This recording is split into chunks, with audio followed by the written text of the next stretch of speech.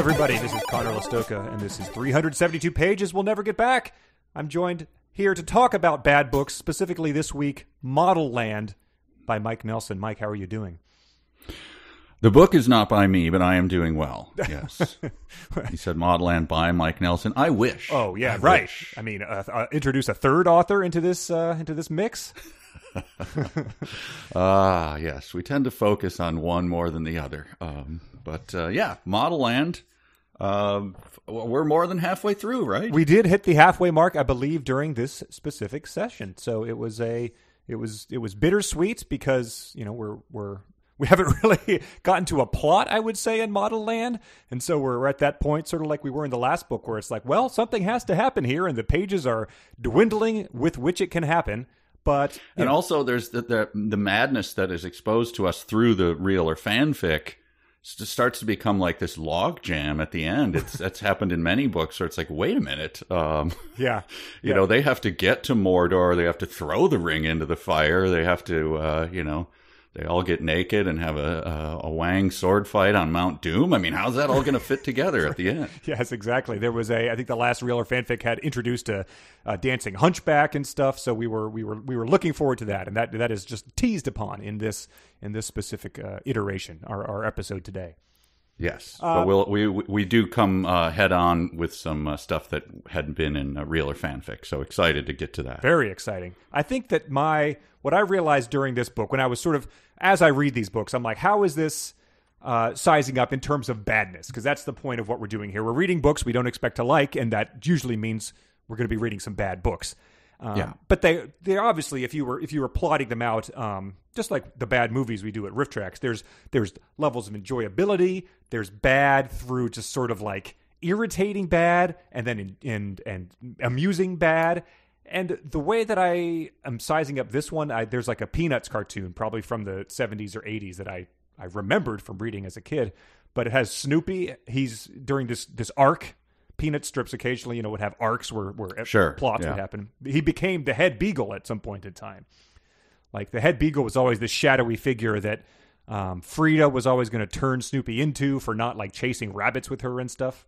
Oh, I must have stopped reading Peanuts by the time that plot. Yeah, this is season 33 or something. But he became the head beagle, and there's it didn't last long. But he's sitting on top of his doghouse with a stack of papers, looking very sort of annoyed. But he says, "Here's the head beagle sitting in his office making important decisions," and he throws some papers around. "I made 120 decisions today, all of them wrong." So you can get that as a coffee mug type of thing. But to me, that's what Tyra Banks and maybe the other guy did upon writing this book. Every single decision is just wrong in some way, whether it's to annoy or to not advance the plot forward or to disgust the reader. At every choice, they sort of did the George Costanza, and every decision they made was the wrong one. Yeah, and I feel like we had mentioned a few episodes ago, and it probably has come up in every one, that the Tom Waitsian passages are now stacking up, where it's like, just read the whole book in Tom Waits fashion. Yeah. Just a lot of strange choices, horrible, just oddball, just to be oddball, but without any particular point to them.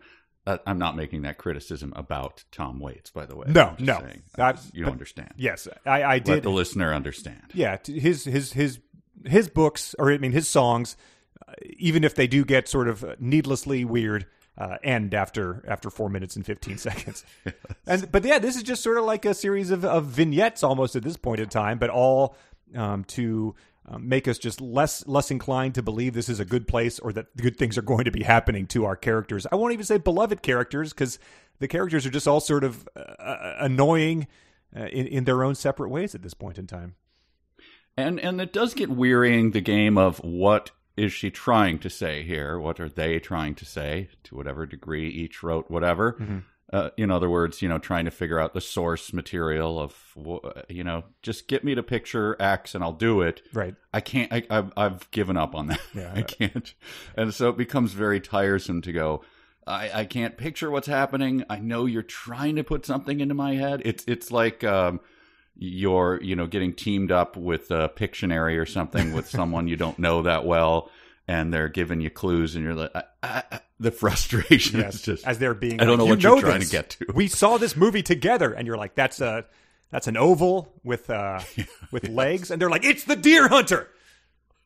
Stop stabbing at the picture with your pen, Tyra Banks. I don't know what you're trying to get me to picture here anymore. Well, I specifically marked down one of those moments where I want you to tell me what to picture. I specifically marked down a Tom Waits voice. So okay, good. I really think there's nothing else to do but to dive right in. Well, let me offer this. I also had only one Tom Waits. Okay. So for listeners out there, maybe you want to make a bet with someone if you're in a car about whether we're going to choose the same passage or not. Sure. Yeah. And put some hard money on it. Put a little on there. Put a 20 on it for me as well. Pause the podcast, turn to the, significant other or family member who's way less enthusiastic about this podcast than you are, who you make listen to it on long drives, and ask them to bet which passage is going to be the Tom Waits part. And then Shanghai them into something they're even less interested in. Come on. It'll make it fun for both of you. All right. If you're not familiar with Tom Waits, be one of those guys who puts on Tom Waits and looks at them during the song to see if they're appreciating it. Yeah. That was my college personality, pretty much. And then do you do you got to make sure that they listen to the part, and then they start talking right over the part that you, that was going to be the thing that sealed their love of Tom Waits. And they're like, hey, should we get a burger? And you're like, no, come on. Now I got to go back. Yeah, the hairless chihuahua was what was going to really loop you into this universe. All right, so you mentioned, let's dive in. You mentioned there is no plot. Yeah, but I mean, the plot is she goes to Modelland. She goes to Modelland, and Modelland knows no analog that you could follow. It's just a series of rooms and ships and spheres and balls and ugly, horrible people crawling along the ground and orbs, people with goo, misshapen heads and goo and starvation. Yes, but this is all so far, I believe, is the first 24 hours at Modelland. Like they got there, they went to their orientation, and then this is like the first day of classes, essentially. This is their onboarding, yes. And that is halfway through the book. Yes. This chapter was subtitled Jammers, Chowers, and Poachers, which this is going to be a deep cut. But do you remember a short? I looked it up. We did a Riff Track short in 2011 that was all about your pronunciation, that was hosted by a guy named Ned Blandford. Ned Blandford, and his main pet peeves were grunters and smudgers. And that's correct. I thought that jammers, chowers, and poachers would be good to add into that pet peeve of pronunciation pet peeves. The beautiful thing about the Chapter 21 Jammers, Chowers, and Poachers is that at the end of Chapter 21, there's no more clarity, really, on Jammers, Chowers, and Poachers. No. You're just as confused as when you started. But let's dive in. It starts with Tookie is walking to class and feels a familiar pang in her stomach again. A mixture of pity and envy for Zarpessa. There was anger in that pain, too. Well, then it wasn't just a mixture of pity and envy, was it? It was a mixture of pity, envy, and anger, which you could have saved us a sentence here. Yes. Well, another big mistake in this one is they're going to, what is it, the food? The mastication class. The mastication class, yeah, right. Right. And she's going up to the building, and it's describing how it's all made of food. Very hard to picture. I'm not even going to give you the... But she says when she gets up to it, it looked like the windows were carbonated. Mm-hmm. And then a few paragraphs later, she says she's talking with, Piper. I don't know. Sure. It's tempting, but I don't think we should stoop to her level, Tookie concluded as they walked toward the building. She was already there licking the windows of the building. So can you at least set them in, if the space is going to be indescribable in every way, could you at least set them in that space, in a way that makes any kind of coherent sense, please? Yeah, that's she was hard to be closer to a building than literally licking the window. Yes. But so there's your analog there, is that it's, it's the pure Wonka rip of licking the Snosberry wallpaper, right? Obviously, yeah. But it's all, she sees this house which is made of butter and cream cheese, beef kebabs, soda windows, but all those things have existed in the real world and are they're not irresistible desserts, and she didn't just go around licking licking the food that Zarpessa was digging out of the garbage cans. But now that she sees it assembled into a unholy gingerbread house, she's unable to resist the urge to lick it. Well, I mean, you've probably all been to, let's just talk about, you've seen the Wiener Mobile, let's say, right? Okay, that's the structure at which they sell wieners. Yeah. And that's what I would think. Your instinct would never be to go up and say, oh, that mustard looks delicious. I'm going to lick. So I don't understand seeing the building. It's like the building is representative, I'm assuming. Sure. But she sticks her tongue out. I imagine there's lick been the window. some sort of cartoon where a cartoon dog chases the Wiener Mobile and is, being dragged down the street with his jaws locked into it. And that's essentially what she's turned into here. Granted, they haven't eaten all day, as we learned. So they got them to Modelland. They did that first orientation, but they never bothered to feed them, and no one really bothered to mention that. But they have woke up very hungry as they head to this class. And she's got a lot of things going on physically because, as we know, there's been the her menstrual cramps have been described. Sorry to have to bring that up. And she's got a gnawing at her belly. Pangs, yep. Hunger, pangs. And then she has all those feelings toward Zarpessa. Zarpessa, yes. Well, now I did a good job not saying it till now, and now it's just going to be seated in my head. Pessa, as she is sometimes called as well. So she's got a lot going on. Right. Yeah, it's unfair to expect her to do good in catwalk class or whatever the hell they've been doing as she's been suffering so much. But then you have this wrinkle thrown into the mix, and that wrinkle is Guru Larue Brown, who is from Didgeridoo. Yeah. And so Didgeridoo it's not even trying to hide where she's from. She's got an Australian accent, obviously, but she's quite a character. She wore a tool belt filled with bright, shiny copper knives, ladles, tongs, spatulas, and a chef's apron that had all kinds of food, cobs of corn, veggie sticks, blued corn tortillas, and prawns still in their shells with the heads attached, stitched into the fabric. But the walking buffet didn't stop there. She wore armbands made of roasted garlic. Her pants were made of a burlap potato sack. Atop her head sat a hybrid of a chef's hat and cowboy hat filled with tiny bags of spices. So right now she's just extremely eccentric, but then we get to this detail. Her hair consisted of long tube-like food items, strands of spaghetti, whips of licorice, blades of wheatgrass. She sat down at the edge of her desk, nibbling on her hair, saying nothing. So she's first off, wheatgrass, that well-known tube-like food item. So. Yes. She even describes it as blades. Blade, yes. Okay. So she's legitimately, she's like, there's an artist, Arcimboldo, who painted those pictures of people where they were, made of fruits and vegetables in, the Renaissance or something like that. Of course. She's one of those things. No explanation of how she came into the world. But then again, I guess we have living hands and guys with stretchy noses. So the laws are sort of out the window here. Yeah, and I think you started after it. Her legs made an upside-down, bowed-out U, as though she just jumped off a horse after a long ride. And her arms were extended as if she were still holding the reins. Wow, yeah. So speaking of cartoon characters. So, yeah, I was reminded of, once again, one of our favorites on the 372 pages, a Timer, the cheese mascot. So, skinny little cowboy legs, bowed out.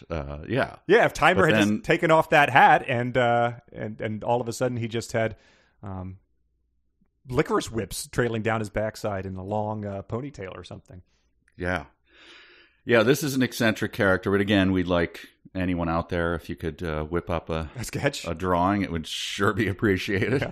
Well, I was wondering, I was like, so these people who teach here all seem to be, eccentric to say the least, freaks, if to be ungenerous about it. It's a very good thing that she managed to find a job teaching about food at Modelland, because that's true, right? The other options out there would have been probably held her back at some other real world jobs if you have this revolting food hair. And it turns out that there was a lot of, I would say a lot of speculation about this on the dark web. A lot of speculation. About what she would be doing if she weren't teaching at Modelland. Sure. But what percentage of the dark web would you say that the speculation about what she would be doing if she weren't teaching at Modelland? There was a stretch of time. So I looked into this. In between, I would say like March and August of 2013, so a couple years after the book came out, it was like 33% of dark web traffic. Sure. Okay. But none of it was good. Yeah. So what I had to do was I scanned through all that, didn't care for it, went out and hired the 372 players. Oh, it's good to have them back. Well, yeah, good to have them back. They informed me when I was like I'm a little short for money. They said that you have them on retainer. Yeah, but I'm sure I must have mentioned that in an email. But see, like you said, good to have them back. We haven't been using them. Oh yeah, that's what I meant. We haven't been using them, but I'm pretty sure I mentioned they're available at any time because I have them been paying. Did they mention which hotel? I forget which hotel I had. Yeah. 4 stars. Yes, a literal Ritz-Carlton. Why do they need to be in a hotel? They work remote. Well, I mean, look, when you have a private jet ready, what good does it? You can't say it works remotely. I mean, we need them ready to go. We need their jets fired up, and that requires expensive hotel omelets and things like that. Oh my god. Well, anyway, they were happy to, which is good. If they had given me any lip or sass, I would have been quite upset. They were happy to recreate an example of what it might have looked like had Guru Larue Brown gone out into the real world and tried to get another job besides Modelland. Oh, okay, good. Let's take a listen. Miss Laura, thank you for coming in. Crikey, mate. When the top law firm in Utopia calls you back, you drop everything like a hot mug of Vegemite. Didn't know you drank Vegemite, let alone hot, but please have a seat. Thanks. Oh, rest me wallabies here. Well, I'll cut right to the chase. I talked it over with the other partners. We don't think you're a good fit for our law firm. Well, that's bloody absurd, mate. I'm the most qualified bird there is. Your qualifications were impeccable. Your resume was spotless. Then why are we here singing Waltz and Matilda instead of signing a contract? Frankly, it's your hair. Me hair? Yes. Your hair is made of edible foodstuffs, licorice, spaghetti, wheatgrass. It does consist of tube-like comestibles, yes? Yes. And we're a law firm that bills clients $3,000 per hour. And? Well, and you can't have food for hair, you freak. That's insane. How did you even get in the door for an interview? Well, you'd be a fool to pass up someone with my book smarts and courtroom skills just because of my hair. Oh, would we? And so, ladies and gentlemen of the jury, I think you'll find that we presented irrefutable evidence. There is no doubt that this man committed a heinous triple murder. He was videotaped doing it. He confessed on the stand. I trust you won't take much time to bring the killer of 3 beloved members of the World Series champion 1986 Mets to justice. Jury foreman, have you reached a verdict? Sorry, Your Honor. We spent the whole recess debating whether her hair is red vines or Twizzlers. Then I have no choice but to declare a mistrial and let the defendant go free forever. Wait, that's not what a mistrial means. You see, it would be a massive distraction. Speaking of distractions, why make the 3 victims be specific professional athletes? Were they specific? Seemed tantalizing to leave the 3 guys unnamed. It can't be specific and vague at the same time, can it? Laurel, I'll be frank. There are 2 dogs sucking at your spaghetti hair right now. Oh yeah, those dingoes. Can't get rid of them. They've been ladying the trapping me for the past week and a half. Lady in the what now? Oh, so the 86 Mets exist in Utopia, but not classic Disney films? Classic what films? You know what? Not important. We wish you nothing but the best, but think you should go into a more suitable line of work. Have you considered mastication? For money? How dare you? No, I didn't say mastication. Oh, I heard you. Whew.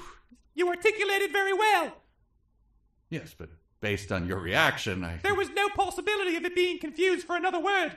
I just take offense at the idea that with the years of training I've spent, I should pivot careers at the drop of a hat just because some corporate bigwigs think my appearance is a little kooky. One of the dogs is humping the other one. Oi, mate, take off with that. Looking like a regular O'Neill he is. Don't think he's technically come up yet. Fine. Teaching it is. But, as God is my witness, it's gonna get weird. Oh, finally put to good use. See? Yeah. It's worth every penny. It's worth every penny for an accent that convincing. Wow, that is Steve Miller quality. I think so, yes. Australia. I'm looking forward to discussing O'Neill, too. But, like, let's stick in this scene. Sure.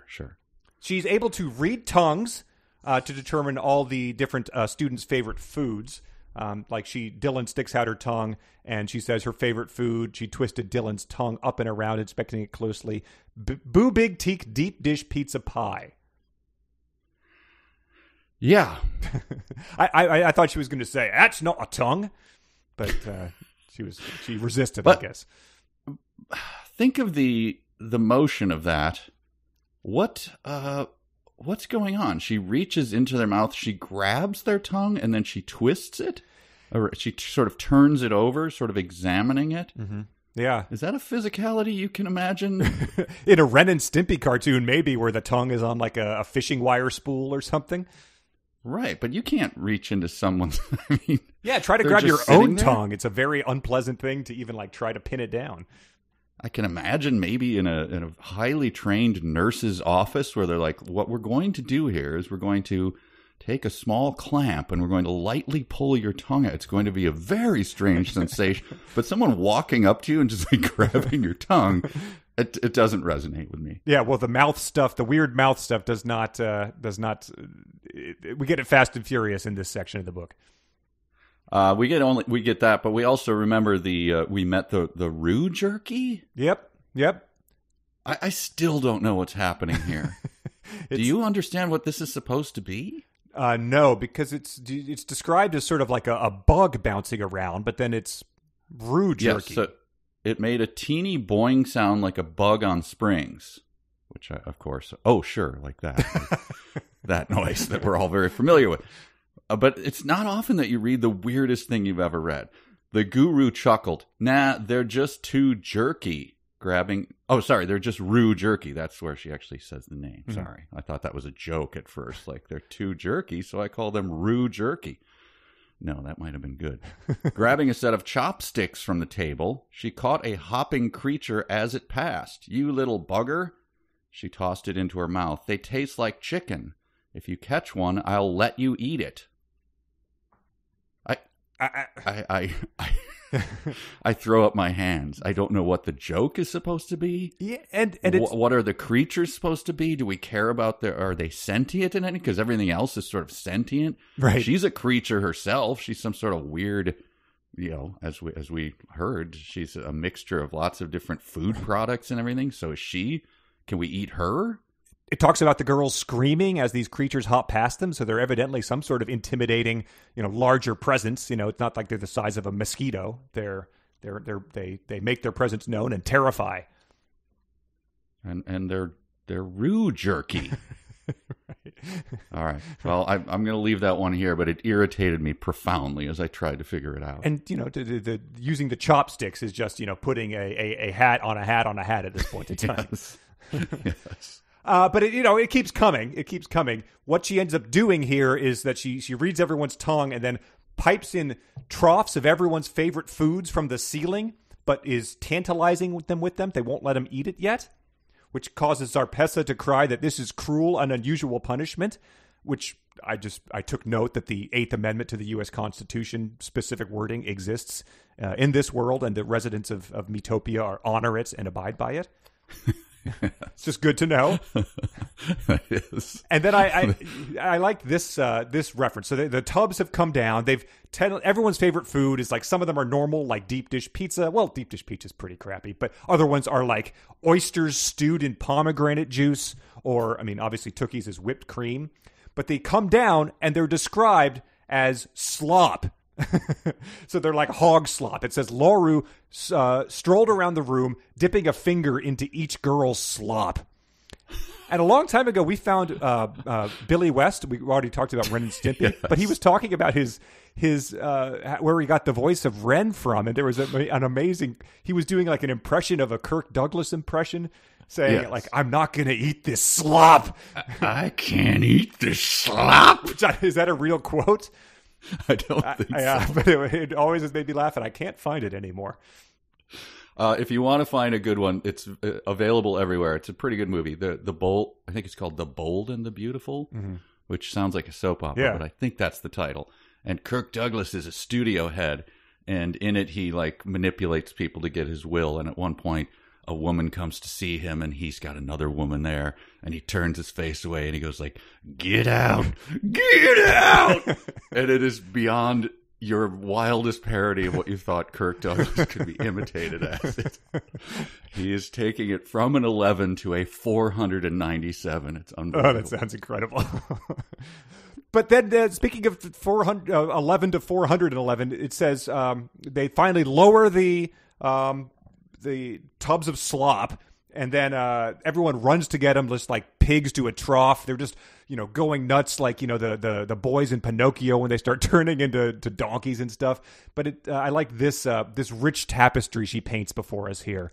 Tookie grabbed some cans, inverting them and squeezing endless streams of whipped cream into her mouth. Then she did it again and again and again, tossing spent cans to the side and reaching for new ones right away. In no time, her face was covered in cream, her brand new Modelland uniform slopped with goop. Your thing is slop with goop. Get out. Get out. But so everyone now looks like they've just competed in Double Dare or something in terms of what these cute little girls are now looking like. But could you picture the mechanism? The mechanism was they would climb into harnesses above their slop pile bucket, and then each one would be lowered as they tried to reach it. But I just couldn't picture, where are they all in space? I thought that too. Every girl in a class is hovering above her own trough of slop. I thought then the trough of slop was, it's very fun to say, was lowered in a harness or something like that. Because later it talks about how Zarpessa is crawling hound-like on all fours, her head down, scraping the floor to retrieve the vile victuals with her tongue and incisors. So I think they ran to the troughs after they were lowered out of the ground, as you would like... I don't know, like, are we supposed to be thinking of a cooking show or something? Like the Iron Chef lowers the ingredient or something? That's all I can piece together. It's unclear. I'm looking at it now. The timer dinged, and each girl's harness lowered closer to her vat. Huh. Almost close enough to touch the bounty. Tookie groped for the whipped cream cans until her arms ached. But she was so hungry her head was beginning to spin. So we just missed the scene where they came into class and the guru said, like, all right, everyone put one of them harnesses on. I think the harnesses are pictured once before, but it's not clear. Right. So anyway. Great. Well, it's unclear. And then we get after they've all, pigged out, they go to the dessert showers, which is just another, lovely image. It's... they turn on these showers, and it says the liquid spurting from the nozzles was anything but clear. One nozzle spurted rich cassis, another spouted thick, deep brown liquid, another showerhead's waterfall was a rich tan hue. So it's just diverted full into, like, isn't there a scene of, like, Anne Margaret in a tub of baked beans in some movie, like Tommy or something? Yeah. Right. So it's just this utterly revolting, brown liquid being sprayed everywhere. Richard Terry there. Yeah. But before you get to that, you get this. Again, I'll tax the listener's mind's eye here.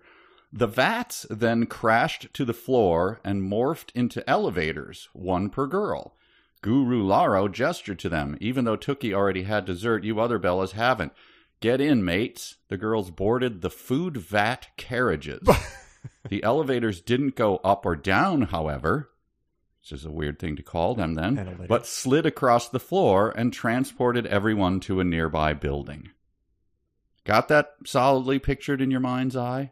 Yeah, I mean, it's things crashing to the floor and morphing into elevators that move sideways, transporting everyone to a nearby building. Mm-hmm.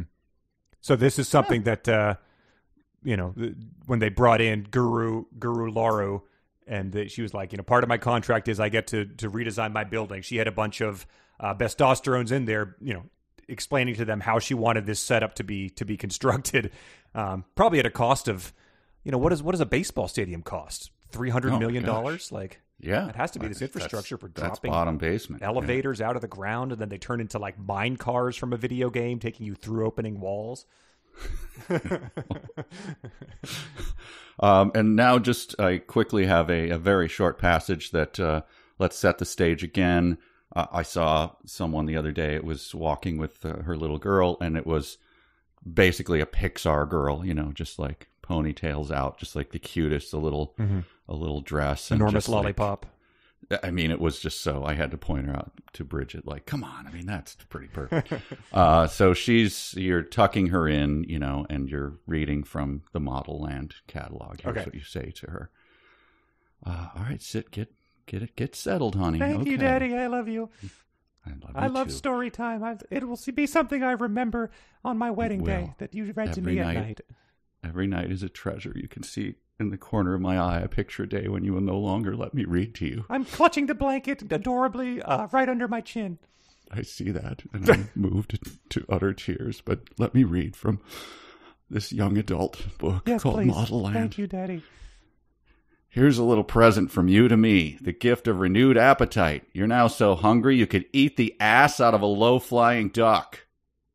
Good night, my dear sweet. I'm never reading again. Yeah, that was in terms of coining a maxim there. Is that Australian in nature? I don't know. I've never heard it before. I mean, out of I feel like you say something, eat the ass end out of a something, but it's also taken on disturbing new context since the book was written, I feel like. Yeah. Yes. But yeah, the duck sayings. We started with one in Ready Player One, and we've got one here in Modelland. I didn't even make the connection, of course. But yeah, that's. How about this one though? When she starts handing out gut chower or gut jammer stickers to these girls based on whether they ate in control or not. For example, Chaste, who is now covered in oysters and chocolate, gets one that says gut chower because it says you ate very slowly, and when you reached the perfect amount, you stopped, never getting over full. She's covered in oysters and chocolate. I don't see any way that she was reining in her appetite here. I don't understand. But then Tookie gets reprimanded for being a gut jammer. So this is where Ned Blandford comes in, and she says, "You ate with the voraciousness of a preggers Tasmanian devil during her first trimester." So it's not quite ass end of a duck, but it would be enough to, I think, have the little girl send you out for a glass of water and then pretend like she's asleep when you get back or something. Right. And then Dylan is called a shoveler. How are they? These differences were not described in the book, right? Nor was any positive or negative traits ascribed to any of them as it was happening. They were all just like trying to eat like hogs out of their own trough, right? Yeah. I mean, it never said, but Chaste, took out a fork and ate a modest amount of oysters before dabbing her mouth with a napkin, daintily. I don't know. All right. Well, what she's giving these labels from is she's pulling a green stamp. I assume not green stamp, not capitalized, from under her chef cowboy hat and pressed it on Chaste's wrist. Mm-hmm. This is where she's getting them. Now, remember, this is the hat that is a combination of a chef and cowboy hat, if I can go back to it, that I believe is covered with tiny bags. No, it is filled with tiny bags of spices. Something that I can't imagine how you could see from, like, how would you see that? Yes, right, unless it's transparent, hat. Which, you wouldn't put it past Modelland, but... So, yes, atop her head sat a hybrid of chef's hat and cowboy hat filled with tiny bags of spices. And her pants were made of a burlap potato sack. Which makes her less likely to get those law firm jobs as well. Sure, yeah, sure. But if a student showed up to day one of college, you'd be like trying a little too hard to make an impression here, let alone a professor. Yes. And I don't know, like, I don't want to get into it, but the idea of models, potential models getting called out by professors and being called gut jammers, and their eating habits being criticized seems a little, it's less tasteful than you'd think would be for some. It's not like it's a. I don't know. It's not like there are not issues with that in the realm of the book's intended audience. Yeah, it's like if you maybe you'll write a book someday that's sort of an analogy of your life, writing comedy, and then you'll write these very specific references about how I annoyed you at Riff Draft. He'd go out to lunch, and his path to the sushi place was one of the worst. Yes. It seems like she's got a grudge against somebody, and it's very specific, and it's like we're not sharing it. We don't go to schools where we're hovered over vats of stuff and not allowed to eat cans of heavy cream. Right. And, whatever she had in her life where they were forcing her to stay skinny or whatever, I understand she's probably got gripes about it. It's not coming through in the book, man. Yeah, it's all going to boil down to, Nev Campbell was rude to her backstage at the Nickelodeon's Kids' Choice Awards or something like that when they were both presenting. And, she just pretty much, noted that she was sort of, going to town on the pigs in a blanket. And the book is the result a decade later. I guess. She's asking all the other models, you totally saw that was about Nev, right? And they're like, no. What? She was always nice to us. All right, so that food adventure was a little strange, but things get clearer here. Absolutely. An upper-class Bella approached the eats wall and spoke into a large pair of lips. So that must be Merlin. Yeah, right? Merlin's computer. Yeah. Amber Joy of Angel City, cream of wheatgrass soup and a side of wheat toast with butter. With a brief chime, a door opened and a steaming bowl shot out. In it was the most hideous-looking grass-green soup Tookie had ever seen. Which raises the question, how many bowls of hideous-looking grass-green soup have you seen? Very true. It's each one was more hideous than the next. Yes. Yeah, could just something not be hideous? It's like... you watch some movies sometime, I've recently watched the show Handmaid's Tale, where it's like, can there just be some ray of sunlight? Like everything's just so awful and depressing, and people are being just tortured. It's like, whoa, why am I subjecting myself to this for entertainment? Mm-hmm. Yeah, well, this one is unrelenting. Yeah. But so yeah, the lesson here is that they take away their appetite and make them go back to the E so that they can eat more. Where the lesson is in this, I'm not exactly sure. I think it was just eat the right amount. But it was conveyed with this quote from the guru. No Bella's first day is complete without a stinky, sloppy, slimy trip to the E. Which, all things considered, is better than a slinky, sloppy, slimy trip to the D, I would have to say. I suppose so. I have a Sonic challenge for you. Oh, boy. This is when we see, we'll get to this, but the girls all press their faces, their scum-covered, slimy, sloppy, stinky faces to the glass of the E, mm-hmm. and they start crying out things. And one of the things... Because the hunks are outside. Oh, yes, the hunks are outside.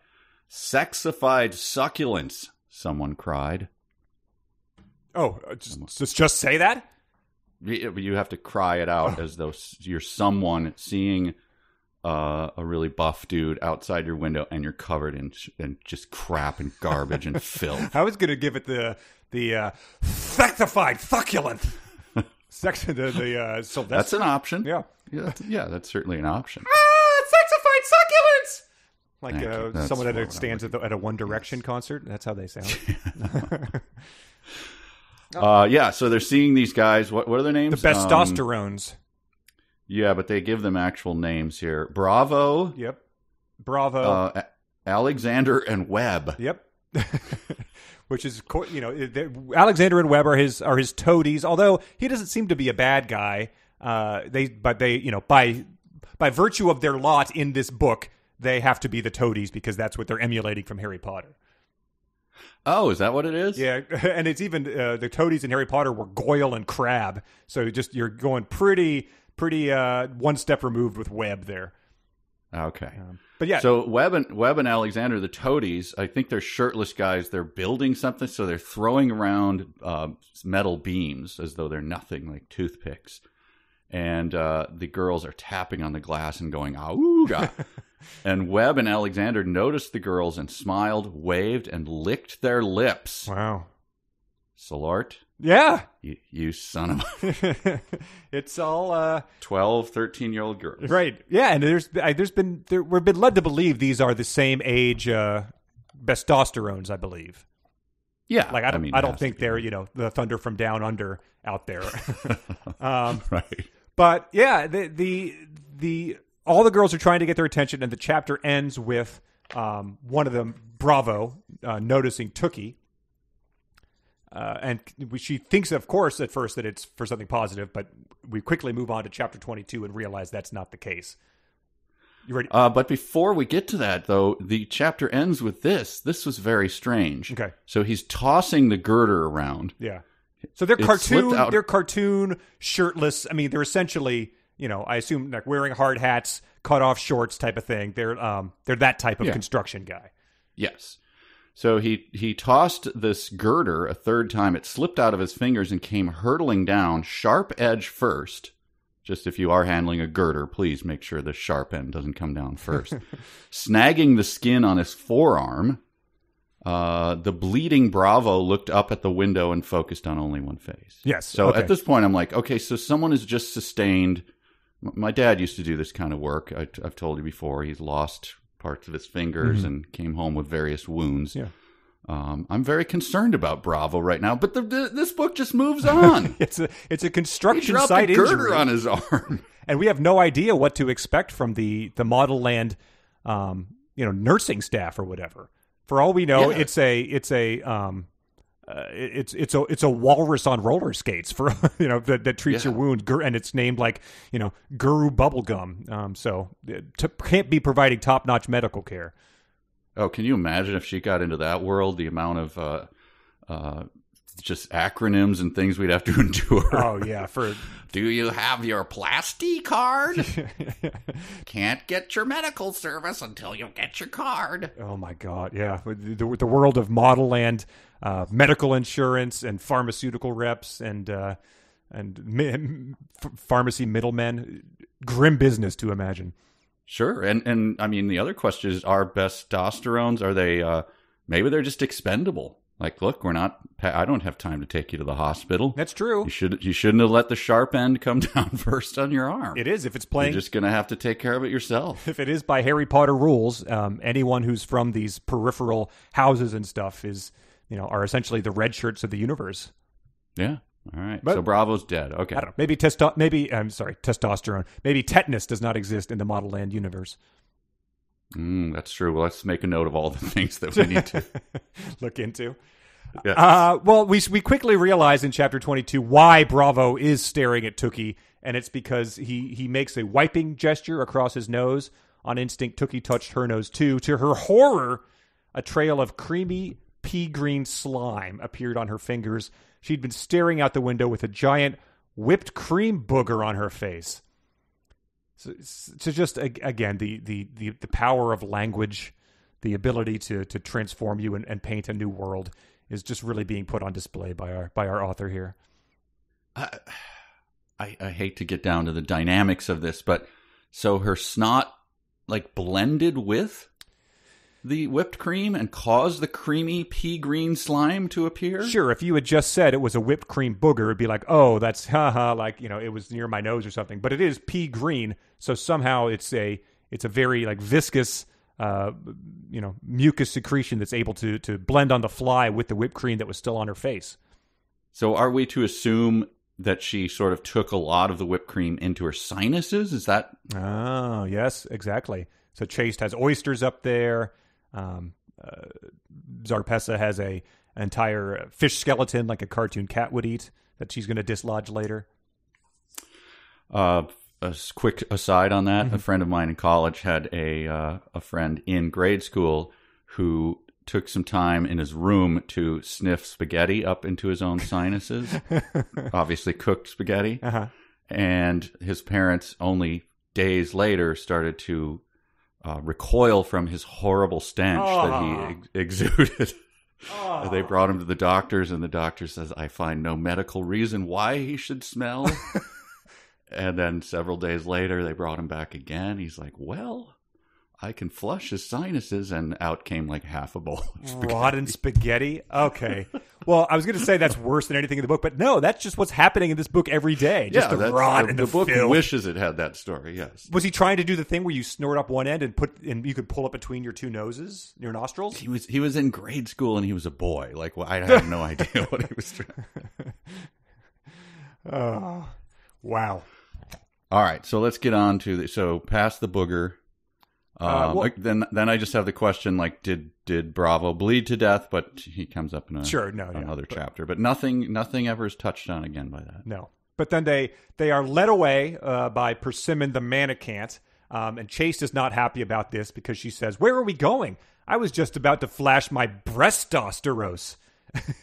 To which Persimmon replies, "You need to get that filthy mouth of yours cleaned up."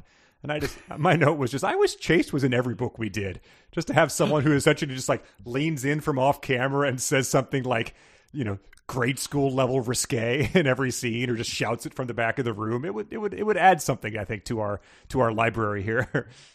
Yeah. Plus, she has and I started to make notes of them. I passed over a few, but if there's any terrible, terrible joke, and the cruder the better, Chaste will be there like Nelson Muntz. Yeah. She'll either chortle, she'll snort laugh, or whatever. And there's no joke that goes unacknowledged and appreciated by Chaste. Yeah, my mom is. We have a friend who I guess has a very good laugh, and so she's always like, you need to get her at the audience at a Riff Track show. Like Chaste would be the ideal person, just like seeding the pot with laughter type of thing. Yeah, there was on the old, when they used to do it on every show, I think they had this one hero that you could hear in every single episode. It's like, give us more of, Mrs. Johnson from Ohio, or whoever it was.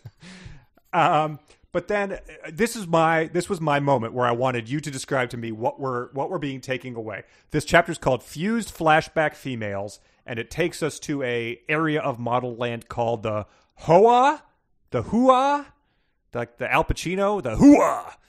Yeah, that's the Marine heard, understood, and acknowledged. Sure, okay. Hua. But yeah, so it's this building. It says the fluttering light at the end of the hallway expanded into an immense glowing circle. A mannequin stood at the reception desk shaped like the letters H, O, and A. Got that. The letters moved around in a disorganized jumble, probably making it hard to set anything on its surface. There was a great round room behind the desk, its walls covered in a furry-looking fabric, and its ceiling gently pulsing up and down as if breathing. So, sure. Any idea what it's ripping off, first of all? No idea. If this was like a Wes Anderson shot in a movie, tightly composed.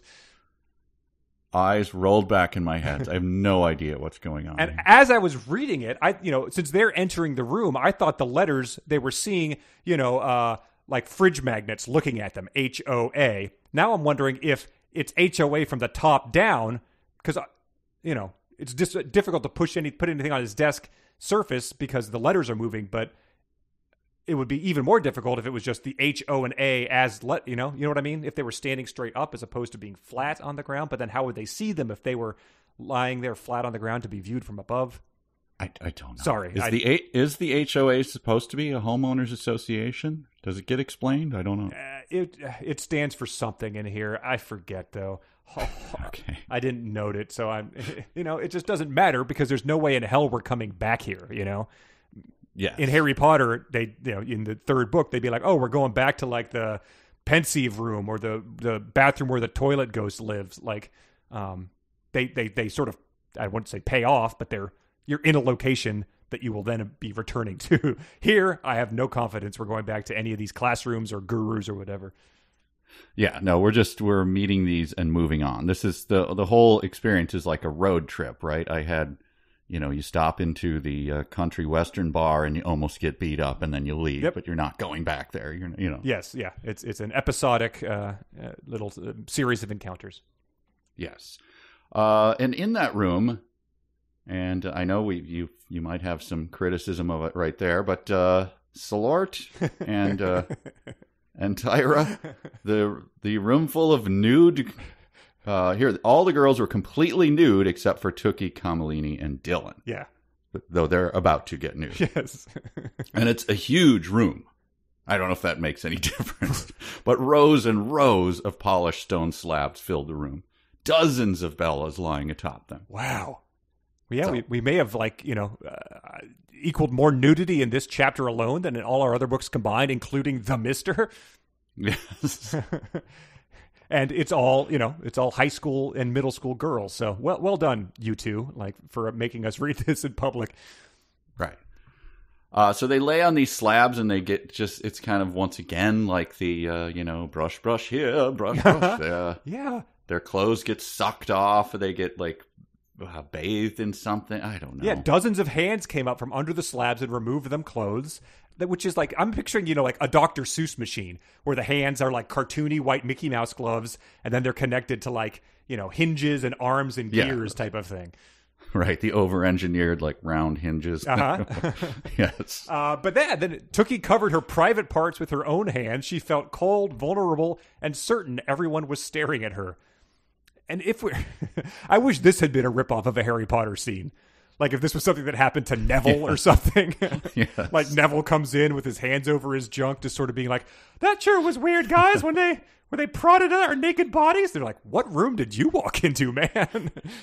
Please get back to your desk at once. All right, I guess I'll just suppress that and never mention it again for the rest of the series. My actor is going to get better looking, by the way, really ridiculously good looking. Notably, everyone will notice it. And then, so they get cleaned up. I kind of didn't want to stay too long on that.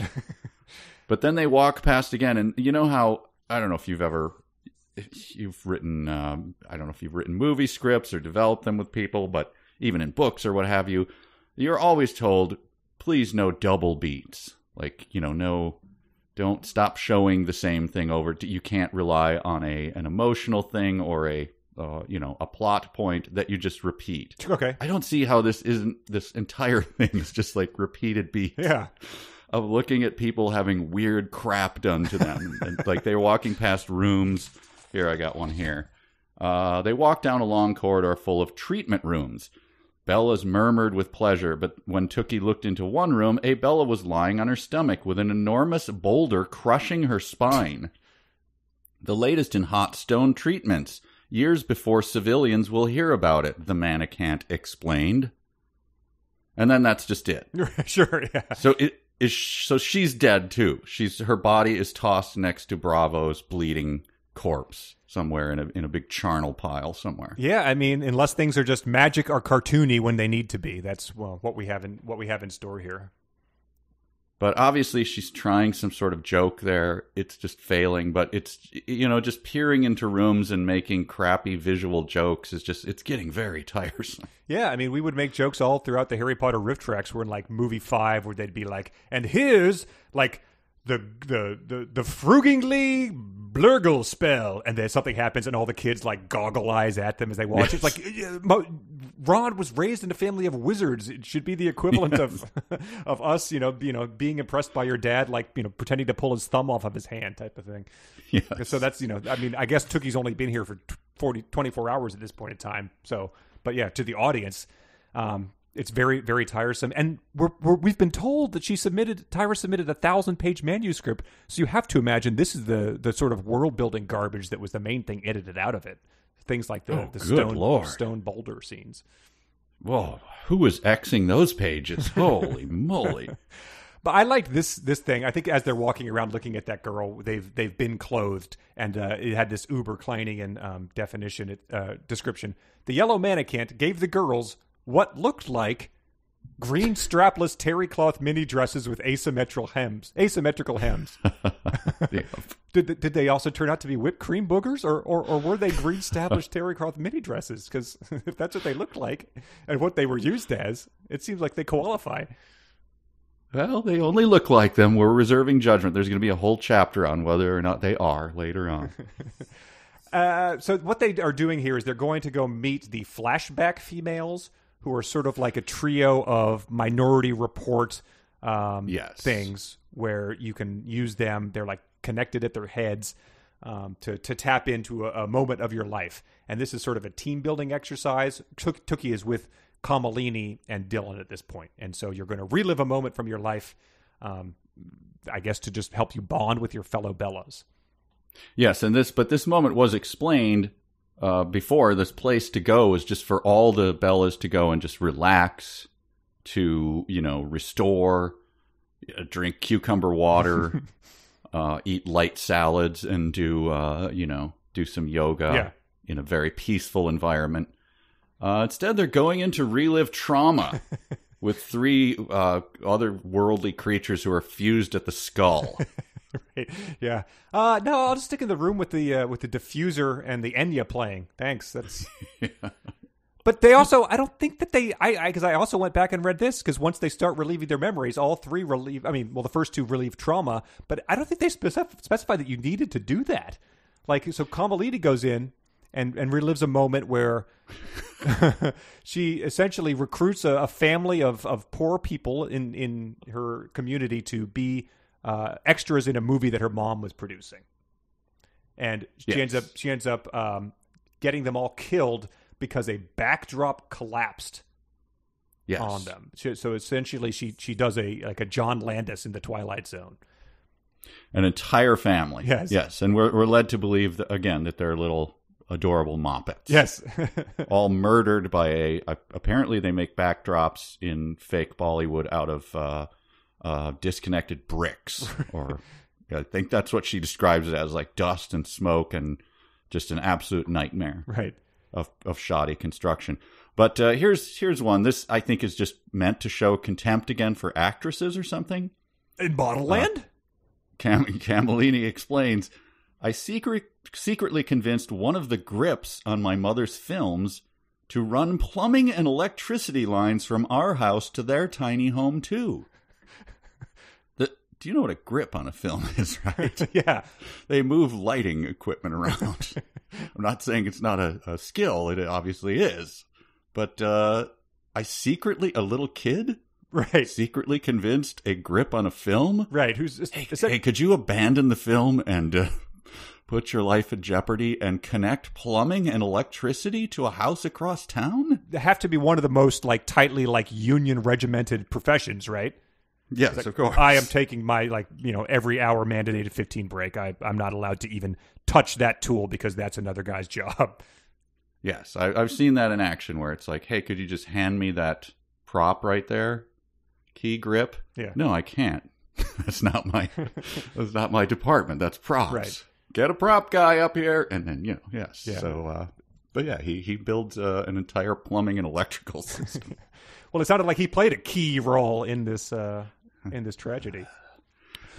Sorry, but it does. So yeah, they relived this. The mannequin then must have just been like, I kind of thought you'd relive the moment that your family got a puppy for Christmas, but right. Oh, sure, killing a family on a set of a movie, that's one thing to do. But then Dylan went right to that too. Yeah. It's not like there was no discussion of it. Like, hey, maybe you should take on something significant because you have the opportunity, and then dismissing it. It's like, nope. Sure. Go right in for it. Yeah, and then she says something along the lines of, that's why I always wear this head jammer to block out the memory. So it's doing a little bit of clumsy backstory filling in, I guess. And we get Dylan's flashback, which I thought was pretty funny. Dylan's dad picked up a 6-year-old Dylan and placed her on a slide. He pushed her on a swing set and helped her on the monkey bars. But it all seemed too much for him. Winded, he kneeled down to his daughter. Dylan, my baby, Daddy's little girl. Daddy's going to have to go somewhere far away very, very soon. And then he tells her she's beautiful.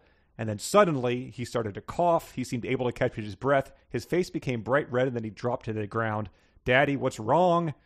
He looked up at her with glassy eyes. His mouth opened and closed, but he couldn't speak. In seconds, an ambulance rolled up. EMTs jumped out and loaded Dylan's father into a stretcher. Daddy, young Dylan cried again and again. So, where was he going? I don't know. He sensed an impending fatal heart attack, and that was how he communicated it to her? It's it's like a lot less detail and time spent on it than the previous one. So it seems like she just tried to dash off these little encounters. I do enjoy, though, that because I was just talking to someone about it, someone who knew, a medical person, that there is really no such thing as like the Hollywood heart attack. Where you see it coming, or clutching the chest and going like, my left arm is going numb. Goodbye, everyone. Like that, it's 99% of the time is much more gradual than that. But I like that it was a Fred Sanford heart attack. Right, he was coming for you, Elizabeth. Yes.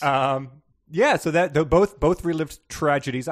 So Kamalini, I forget what happened to her father, but anyway, this was where Dylan's father disappeared, and then Tookie flashes back to she picked I don't know how she picked this, but a moment when she was a baby and her parents still loved her. So she sort of relives this alternate world where they were proud of her. But there's still ambiguity because it says a man who certainly must have been Mr. De La Creme was holding her hand, though Tookie couldn't see his face. Oh, yeah, I missed that part. So because she describes his body several times. Nice. And he's just ripped, man. Yeah. He's still wearing his his acrobat singlet and stuff.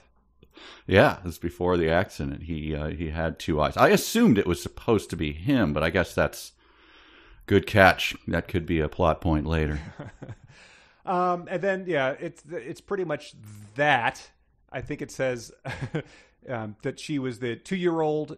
Her 2-year-old self was actually strangely cute, not the hideously disproportionate, frustratingly awkward teacher she'd grown to be. And I felt they sort of buried the lead with that. I mean, they said things about her, but they have never called her outright hideous.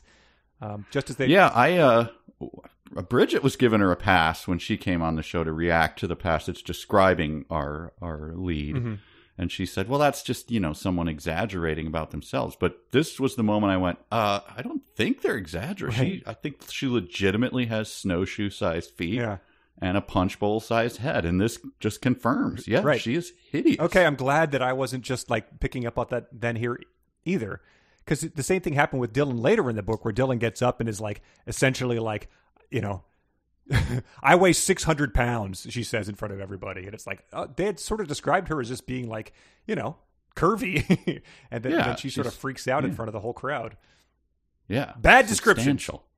Yeah. Very, very poorly sketched at this point where you have to, and yet, 17 paragraphs about hideous slime dripping out of people's orifices at every moment. Right. I guess we should have But seen then it just coming. like the broadest sketch of who these people are who are our heroes in this. Later on, we're going to get, Piper being like, well, you're just discriminating me because of my hook hand. And we'll be like, really? You led with albino skin and not the hook hand she's had the whole time? But now we get into this becomes an epistolary novel at this point. It's very weird and very jarring. I'm sure even more for you in the ebook. They are contiguous in the ebook. Yeah. So at least in the I grabbed the real book to confirm that they were not. Okay, yeah, because I had it was one of those footage missing slides. It's with a sentence, with that the flashback disappeared and young Tookie and her tender and loving parents were gone, right into a note to Lizzy, which at least in the print book it gives you a page break and a handwriting font.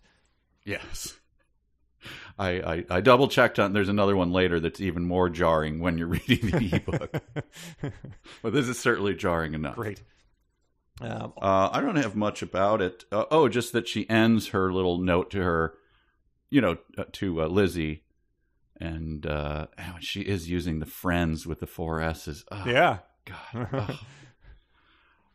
But she ends it with just sort of a gentle ribbing her about the fact that she's a cutter. Right, yes.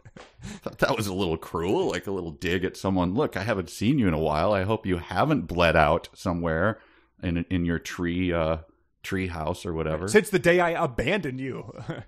Yeah. Screaming like, what was she shrieking like? I'm sorry, or Exodus, or something like that. I think she would. Yeah, but the description of her was like this just feral beast, right, like shrieking and rending her garments. Yeah, and so she's saying, "I hope you're staying away from Shark Rocks." Was a few lines earlier. She's like, "And the latest person to join in on the Glare Fest is Bravo, a male model attending our brother school, Bestosterone." Which, if Lizzy is reading this and not, dead or in a, padded cell somewhere, clearly thinks you're making this up. Because it is idiotic to read. You're like, now that I've written it all down, it does sound pretty stupid, Tookie says at the end of the letter.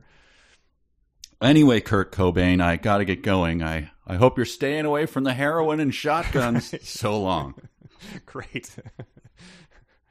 Yeah, well, that's the end of that chapter. Do you want to do fanfic before we move on? I do. Great. And now I bet they bitching cause my flow switching, trying to tell me what to write about some fan fiction. Can't they just be happy? I know. Okay. Very exciting day. The tables. The tables are here, and these tables are being turned. Oh, boy. Turned on Connor, my tormentor in this book. I'm sure that we have someone keeping track of it. We haven't done it ourselves, but I'm sure I'm back to 50% or less. Yeah, on this particular book. We do have Lucas who keeps track of all of these, but I believe you're a touch over coin flip territory at this point in time. Touch over coin flip. Boy, it feels like that's hardly a victory. I don't think I'm that much more over, and I have a smaller sample size, so at least yours has normalized. Speaking of a touch over, I'll just give you a picture. I was at the Twins game last night. Nice. The salami in the first inning by our hometown heroes. The grand slam. Nice. Lot to cheer about. Fended them off to 5-1 in the 8th inning, and it was insufferably hot. So my friends and I said, it's getting dark, and our car was parked a long time, far away. Mm-hmm. So we're like, well, let's walk together out of here. So we did. They got this in the bag. And then I'm falling asleep like an hour and a half later, and I just check, hope that score held. It certainly did not. The Detroit came back and beat them in 12 innings. Yeah. I just imagine those people sitting there it is 97 degrees, and there's not a puff of air anywhere, and I'm still here watching this. We went to the Nats-Padres game, I believe 2 Fridays ago, to watch Well, when we left, I think it was an 18-5 loss to the Padres, and then I think it ended up being 25 was the final total run scored. Exact same scenario, still 93 degrees. Just being like, well, that happened very quickly, and it just seems rude for them to keep scoring at this point in time. There's literally not much else, and it's one of those things where you're just waiting for everyone to be like, can we go now? Can we just call this I thing? understand Yes. these were $40 tickets, but Well, let's hope you do better than either of our teams here. Yeah, let's get out to a lead. Let's hold the lead.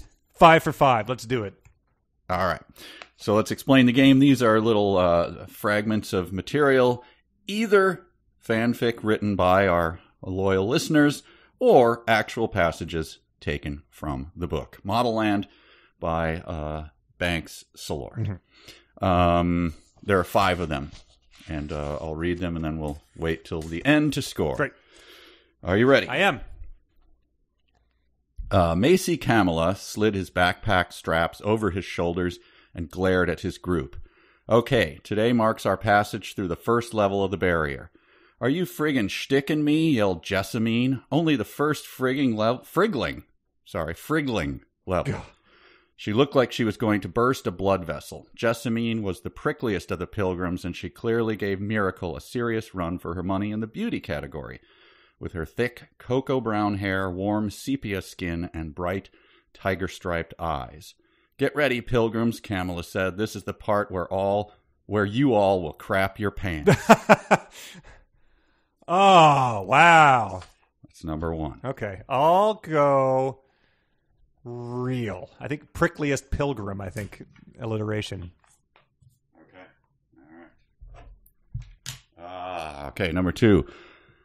Oh, this was a heavy day, darling. In the history of Modelland and the history of the world, I dare say, this is one of the most disastrous, devastating, disheartening days even. Monsieur Nars's message had reached everyone in the world at exactly the same time, the announcement flowing like lava down the mountain and incinerating everything in its wake. And darling, the immediate effects of such a decree upon the world were, well, tragic. Hospitals from Terra Bossa Nova to Tulip were flooded with victims who'd fainted from the hideous blow. Fashion designers fell into debilitating depressions, shocked that they would be given no new muses for inspiration. Some abandoned their showrooms. Others hurled themselves off their tall buildings in Ladorno, their bodies crashing to the street in front of tourists and children. More screaming children. Wow, so that presupposes some knowledge of the book, and I guess that means they didn't pick any Intoxabellas this year? That seemed convincing. I'll go with real. Okay. Number 3.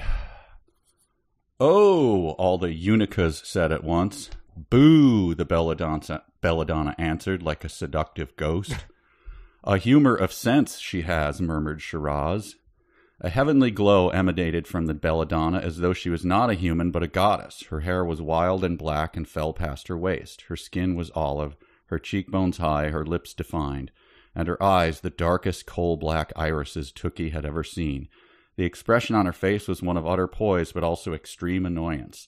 She was beyond striking, possessing a divine, otherworldly type of beauty. Shiraz dropped to her knees and the rest of the girls followed. Supernatural, Piper blurted out reverently. A lot of eye descriptions. I feel like there's something at the beginning like humor of sense. I think that was a little too on the nose. And my theory is that the Belladonna is going to be revealed to be some like normal, like we said, Oz type of person. So I say fanfic.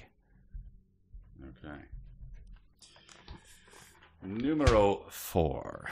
Tookie scanned the crowd. She felt her pin still trapped under the brooch where she'd hidden it from Zarpessa when she was still a no-see. But when she saw Theophilus, her heart remained strangely still. Tookie hadn't realized she'd have the same empty feeling that she now did about Bravo. I guess Zhen was right. Males really are accessories. Just when she was about to lose hope, Tookie saw her, the first S in Friends, the only person who even noticed her during her days as a forget-a-girl. It was Lizzy, and she was carrying a handbag from Tookie's XO2 collection, named after their exodus that had been so strangely interrupted. Lizzy remembered. Tookie's heart fluttered. Wow. Oh, I think fanfic. Okay. It's clever. All right. Final one. Tookie and Bravo, Gunero? Is that? I don't know. Sure. Tookie and Bravo, Gunero crowed. The beast and the beauty, right? Theme, Queen versus Court. Court wants to overthrow Queen and steal her crown and jewels. Bravo, you can steal my family jewels any day. The piercing buzzer sounded. Tookie and Bravo ran down the plank toward each other at top speed.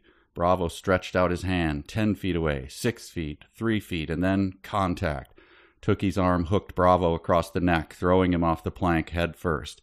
The crowd gasped. Bravo's head was an inch from the ground, and then he was yanked back up by the anti-gravity pull of the orb arena. Crazy eyes may not just look crazy, Gunero trilled. The crowd let out a mix of cheers and boos, but Bravo was obviously the favorite. As the anti-gravity pushed, years of pain and rage bubbling up inside of her. No way was she backing down, not after she found out she was nothing but a bet. I mean, that's weird and specific enough that I think it might be real. Are you gonna rate that? Real, I think so. Well, you are going to be very, very happy. Wow. I think you are. Number 1. This was Macy Kamala telling him the part where you all crap your pants. Craig sent that in, and that is real. All right. You said real. Wow. Pants, what was it? Derry Busey's quote about crapping in your hands and smearing them on your face? I was doing tours in Quezon I was in Quezon prison or something. I don't remember. Wow. All right. Well, you were crapping it in your hands and smeared it in your face. Well, I wouldn't put it past this book. Yeah. Darling, the people are killing themselves. Victims are jumping off of buildings in front of tourists and children. That is from Elizabeth. That is real. All right. You said real. The next one was the Belladonna revealing herself. Meeting the Belladonna, who says "boo" like a seductive ghost. That was another one I thought was a little over the top. Well, that was from Janelle, and that is real. Ah, God damn it! So you got that one wrong. Damn. Wow, that's seductive ghost is some really bad writing. Let's see. This is Tookie meets up with Lizzy again. Okay. And she brings her. Yeah. You said that was fanfic. That was Nathaniel. Okay, it was fanfic. clever. Lizzie's got to reappear, so I think people have tried to figure out how that was going to work. And then this fight of Bravo and Tookie. Yeah. That was sent in by Jens, and that is real. Oh, boy. So you went 4 for 5. Okay, not bad. That ought to raise Not up the bad. whole thing. Thank you. Well done. Mm-hmm. Good job, everybody. Good selections. But Yeah, there was a bunch of stuff sent in by. There was a lot to choose from. So if I skipped over your thing, I do apologize, because there was good fanfic and stuff too. But the real ones were just so bizarre. I wanted everyone to know this is what we got in store. yeah, that's good to look forward to. Yeah, people, there's always more that we can't use. It doesn't mean yours is bad. It just means, I'm trying to do a mix. And sometimes they're about the same character. So if multiple are about Lizzy, you don't want you to be like, oh, well, I answered this to this one type of thing. So yeah, and some people who sent in real also sent in good fanfic. So, it's just a strategy thing. But well done. Thank you very much. It was always fun to try. Let's move on to chapter 23, which is where we meet our prognosticator of pants crapping, Macy Kamada. Yeah, who is this person supposed to be? Let's just get. This is called the Diabolical Divide.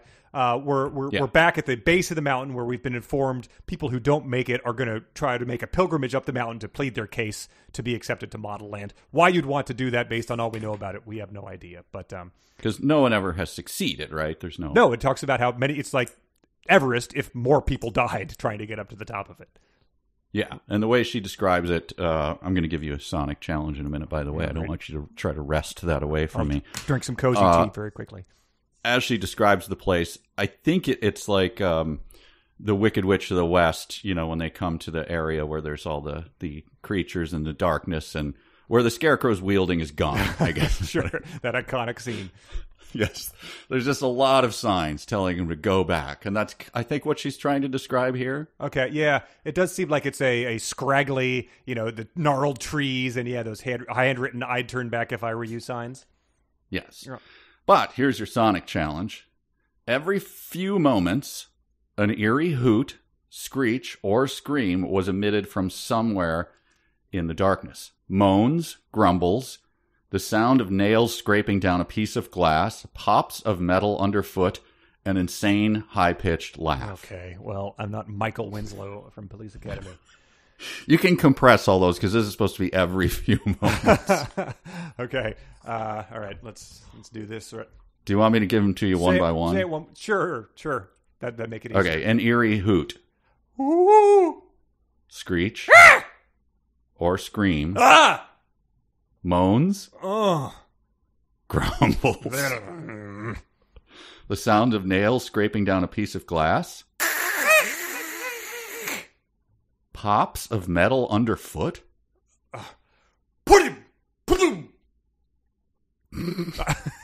An insane high-pitched laugh.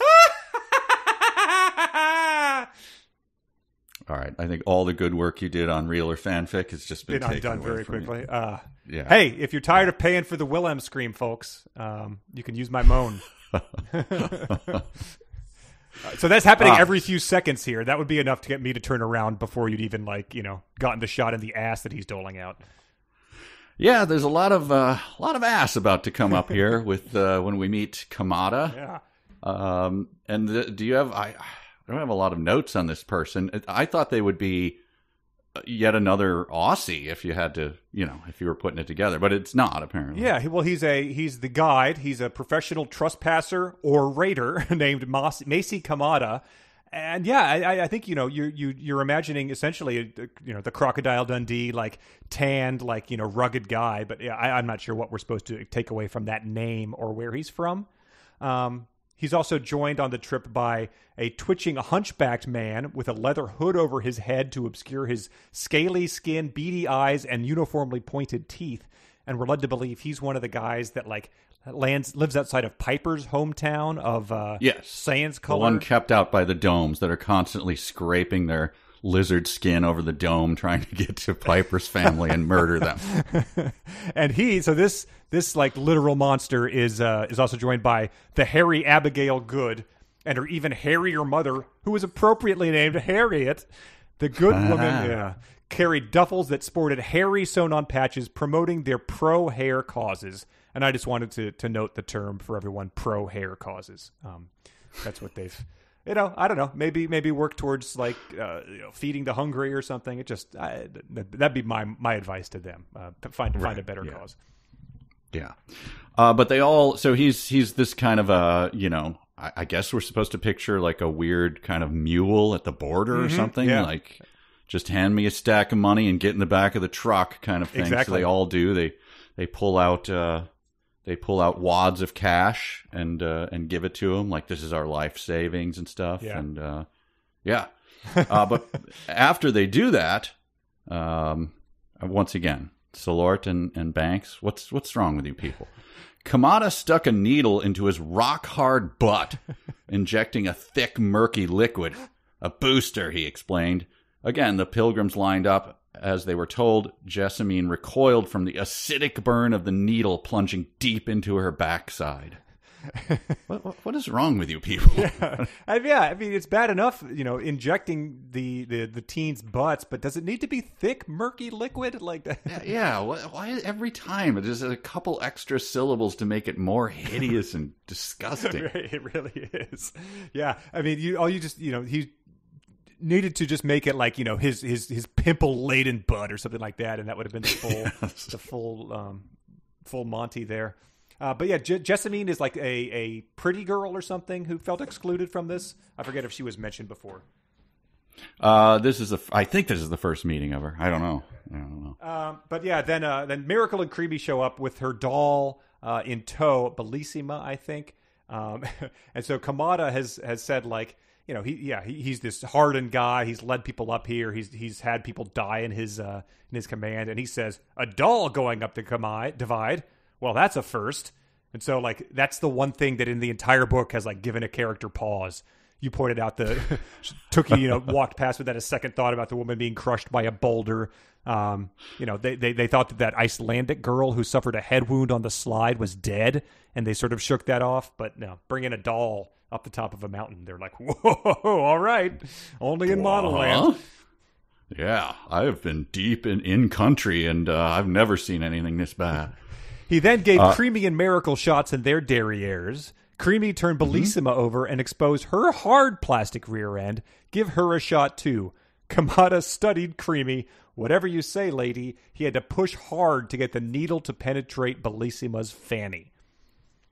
So just, again, that's a series of sentences in a book that we all paid for and are all reading. Yes. Enough to give you sober pause. About what you're doing with your life. Let me paint the picture in the ebook.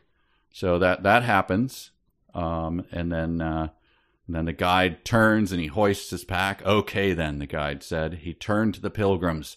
Off we go. No page break, contiguous line. Tookie selected a purple pen and began a letter in Très Jolie. Right. Dear Creamy.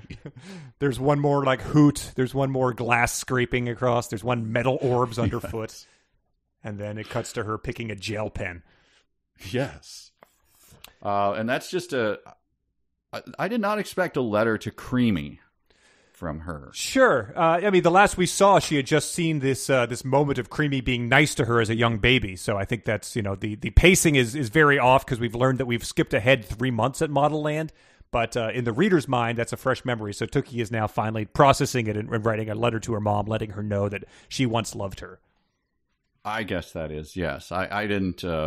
I was so jarred by the fact that it was happening right after the baby getting a needle or the doll getting a needle plunge in its butt that it probably threw me a little bit. But yeah, it's very very weird. You took 280 pages to get us through the first day of Modelland, and then you're just jumping ahead 3 months, throwing in things like Gust Gape class, where you have to learn how to keep your eyes open in extreme winds, which I'm glad they didn't include. That was probably part of the 1,000 pages, but... Yes, and I wanted to make sure that was not, right? This is part of the look at all the good stuff you missed in those 3 months, right? Yeah. If they could do a montage, they would have. Yeah. Which, I mean, her staring into a giant hurricane-level fan trying to keep her eyes open would be a very funny scene in a montage if it was meant to be funny. Right. But that short chapter is over. Good. Yes, 24. Wow. And that takes place, as Tookie said in her letter, 3 months and 4 days into the Bella's first year at the unusual, untouchable, and never uneventful fantastical land at the top of the mountain, which is the narrator's occasional presence rearing its head again. I guess, but it made me go, is that what you're going for? Okay. Sure. I mean, unusual, I'll give it that. Yeah. Untouchable, but fantastical, I mean, I guess it meets the strict definition. Yes. That sounds like you're trying to create a magical and fun world. Yeah, it's not the logo from the beginning of a Disney movie here. Yes, this is a hideous world.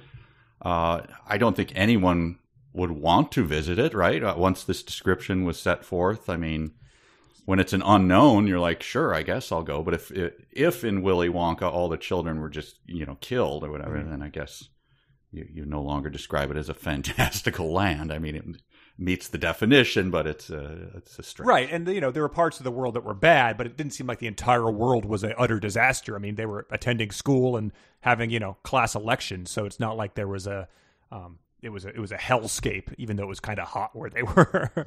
Yeah, you were able to eat pretty good sea bass out of a dumpster, sure, so it can't be that bad.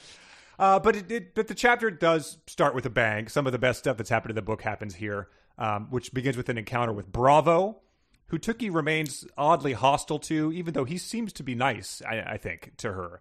I don't know what he's supposed to be, but I mean, I approached this chapter with the trepidation that I did with the Mister as well. Like, this is this gets a little weird, but hey, it is what it is. Yeah. Well, so he's being nice, and then, I mean, I'll just describe it as it happens. She's being weirdly hostile to him, but then he accidentally shakes a tree and gets bark on her. Mm-hmm. So naturally, as you do when you do something like that, you go to brush it off, and then this happens. Then Bravo lightly patted Tookie's hair clean of dust and gingerly plucked a piece of a small shard of wood stuck to her bottom lip. His thumb touched both of her lips, then entered her mouth for just a bit. He removed the last traces of chipped wood, but his thumb lingered between her lips and made slight contact with her tongue. Tookie wanted to bite down hard on his hand to teach him a lesson to not touch her like that, but instead she closed her lips on his thumb, locking it inside her mouth, her body betraying her. One corner of Bravo's mouth curled into a crooked smile. Do I taste good? Tookie realized what she was doing and released his thumb. So here's a challenge to everyone out there. Next time you walk past an 80s movie construction site and there's guys, holding girders being like, "Hey, baby," do this to one of them. Just get them to touch your lip and then just stick their entire thumb in your mouth and close your lips around it and report back to us with how that goes.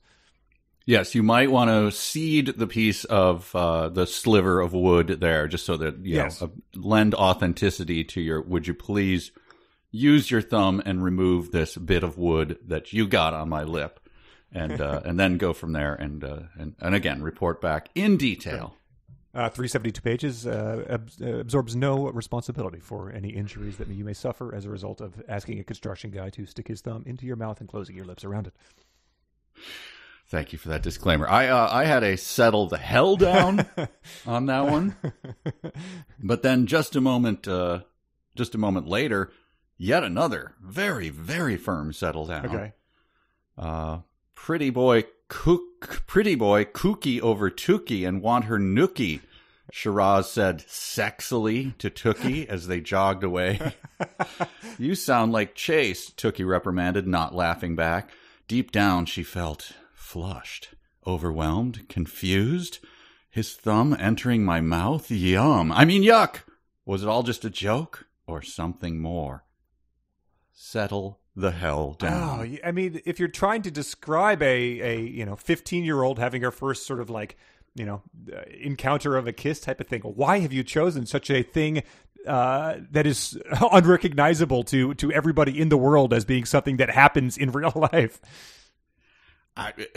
And what, 700 pages were discarded by the by the editor, and this one remained in? Yeah. This moment? Uh-huh.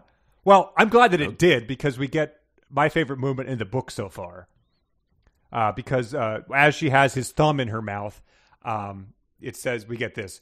And then suddenly, a lot of things happen suddenly. 3 figures tumbled out from behind the stadium. Bravo's bestostero friends, Webb, Alexander, and a guy named O'Neill. So O'Neill's not been mentioned yet. I'm not sure if he's wearing a hello, my name is O'Neill sticker. And I had to go back and look at this because I didn't notice the first time I marked it. We get 2 ands. We do, and that was in the ebook, and I assumed, obviously, that is not in the... Yeah, no, it's in the print version. Checked. I noticed it when I went back to take my notes. And then, wow. So O'Neill comes in strong as a guy named O'Neill, and then we get, looky here, Webb shouted in a nasty, oily voice. Alexander made slurping kissing noises. O'Neill thrust his hips forward lewdly like a humping dog. And I just wrote, O'Neill is my favorite character in all of literature. I hope he never shows up again. Or maybe we get one more big appearance at the end of the book. But either way, I hope he's doled out sparingly throughout the rest of this. O'Neill is fresh from doing one of Shakespeare's comedies where they have to do the hip thrust to let everyone know they're making a body joke. Yes.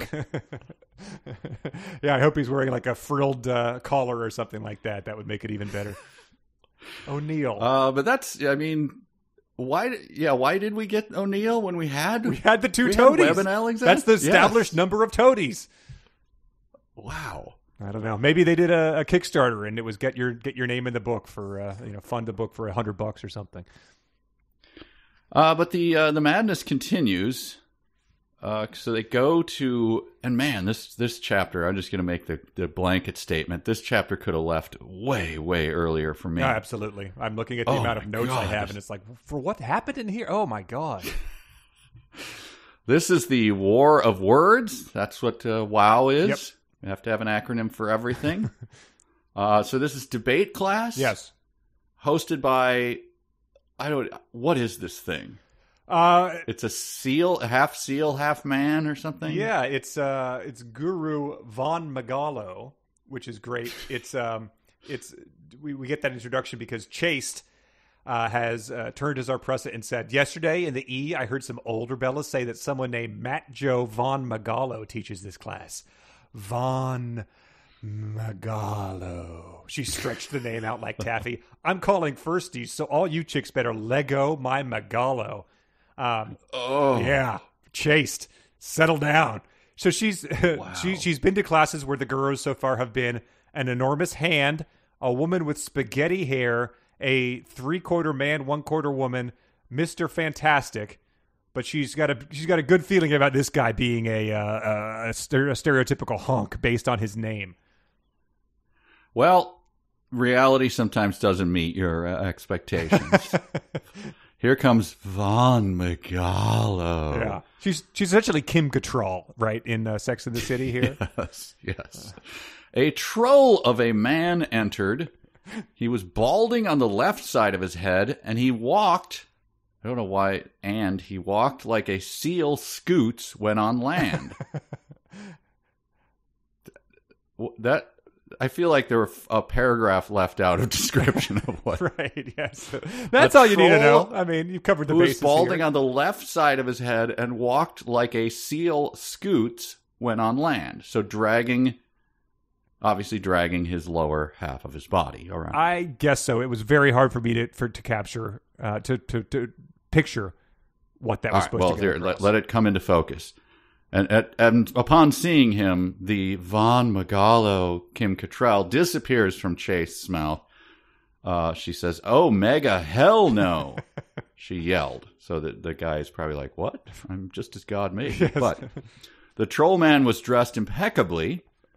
He wore an expensive-looking suit, complete with a man couture.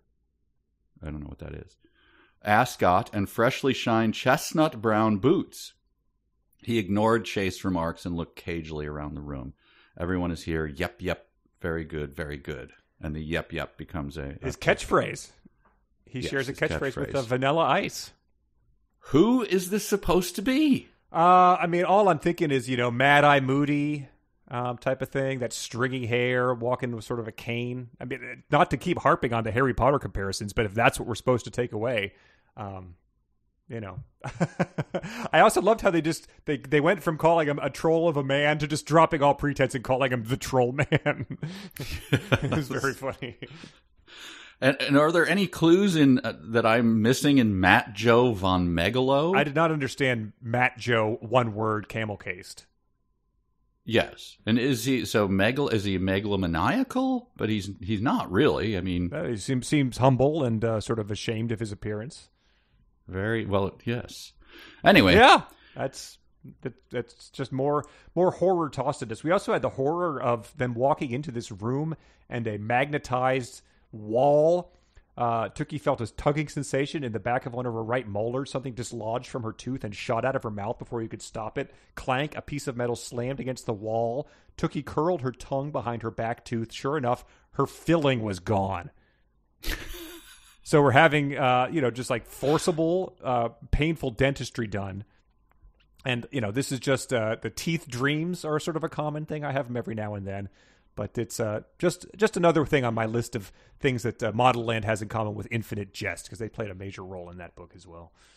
And the girl who went too quickly through one of those tube gate things, who scraped the top of her scalp off, looks at her in class and is like, "Are you okay?" Still, fresh clots of blood on her ripped head. The stitches out. Yeah. But body horror plan. Yes, but we get the scene that we covered in Fanfic where he asked what they want to debate, and Chaste says whether to wear a bra or not. And they introduce the debate by taking him to the front of the room and putting magnetic things on their heads and, drawing their foreheads together. So they're debating it like they're, two opposing sides of a football, lineup. Yeah. And this is, we know Chaste's character, but I just want to let everyone know. Chaste seductively twirled a piece of her hair around her finger. Hammocks for honkers, the giggles persisted. Matt Joe remained just as perplexed as he dragged his apparently useless lower body around the floor, I guess. Bra versus no bra. Tookie wanted to yell out to spare him the embarrassment, but Chaste just kept going. Bazookas, cha-chas, chesticles. So somehow these 11 to 13-year-old girls know the worst. Yeah, things that only 90s stand-up comedians would be saying, like men stand-up comedians. Yes. Or I guess probably Kim Cattrall in Sex and the City probably went down a list like this. True, yeah. So I found that disturbing. I don't know. Well, her debate consists of this soliloquy. The melon fruit is one to be supremely relished. A sweet treat one should enjoy in its pure rawness without a fork to spear its tender flesh or a napkin to sop up the luscious juice that drips from our chins. Honeydews, cantaloupes, cassabas, crenshaws, muskmelons, and watermelons best appreciated without the interference of objects created by man's hands. So she just rattles that off the top of her head.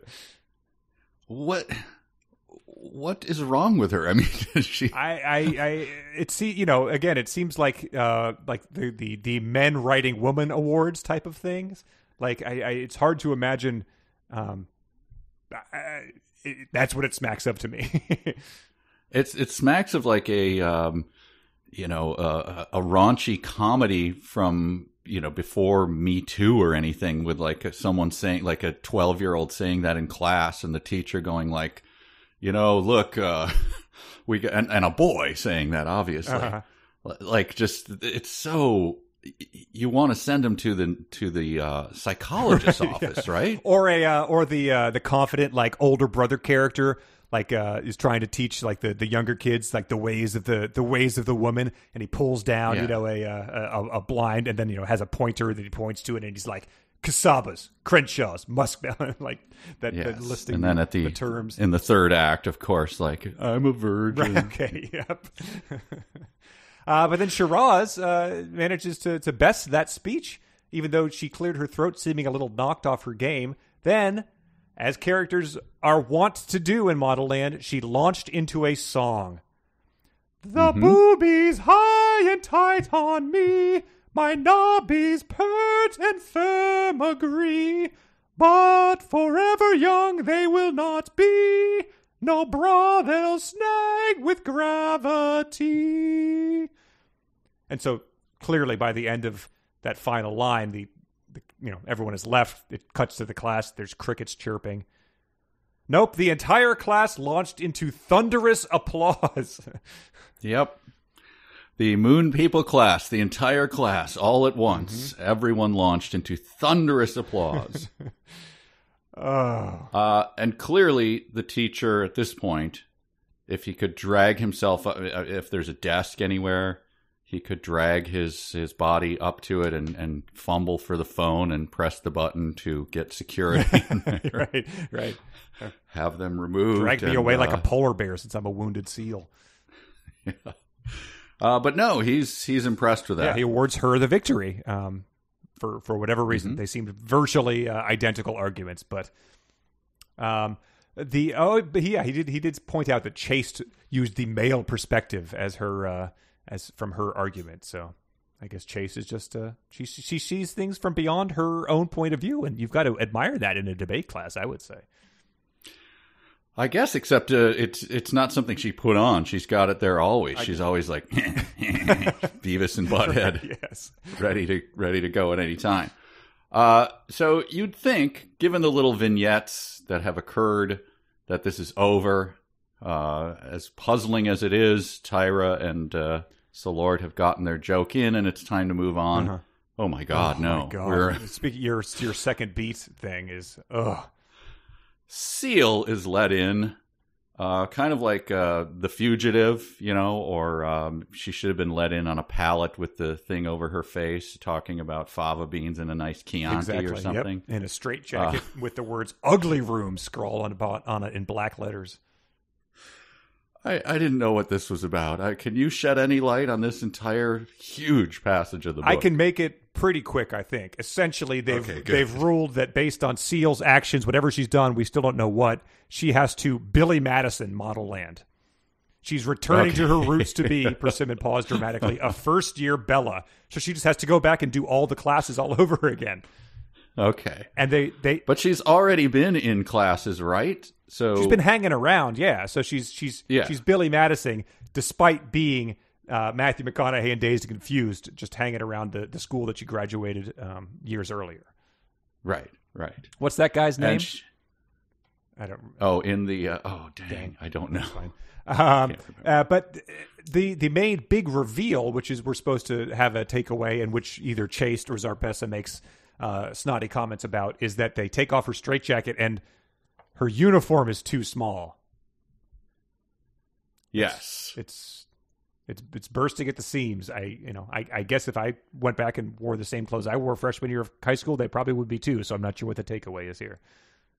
But they haven't said that like she's been packing it on or anything. She's a beautiful, beautiful woman. Right? Yeah, I don't think that's that.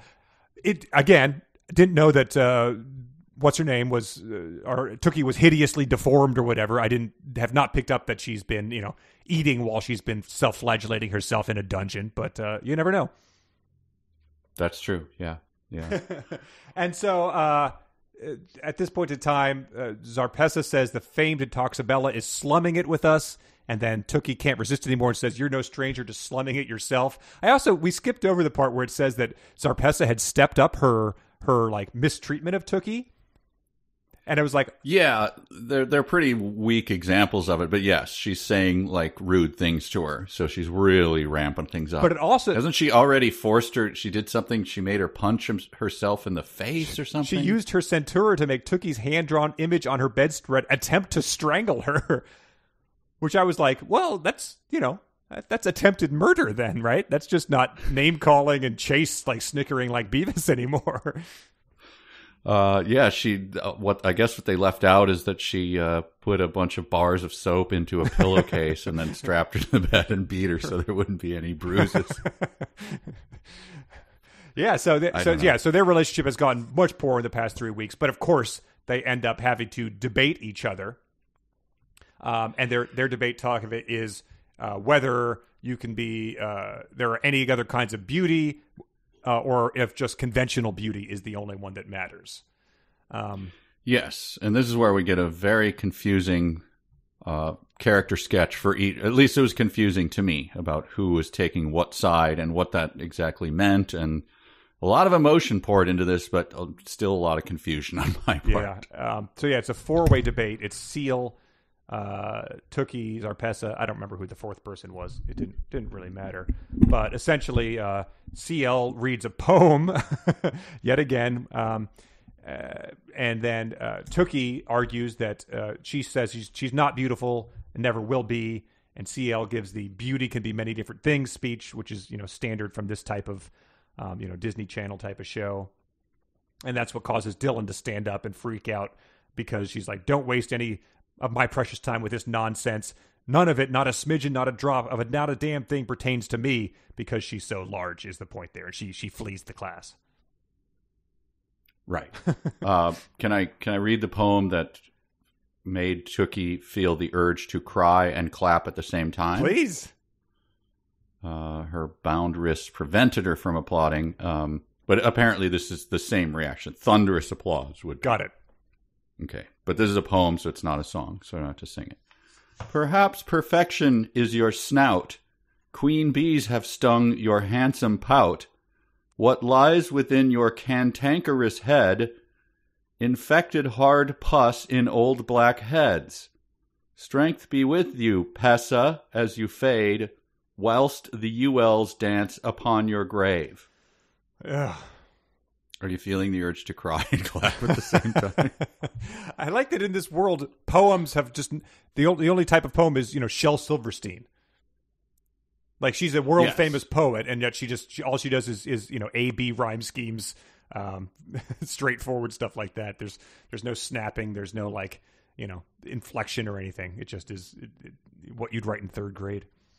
Yeah, they should have showed them off stage. They should have been like, and then she launched into one of the most delicate, balanced, powerful, it ebbed and flowed. It came and went like summer and winter and fall and spring and rage and beauty all at once. And when she was finished, they were all on the floor, wrung with every emotion, But instead, they actually describe the poem, and the people have the reaction to cry when it's like, that is literally the worst dashed off.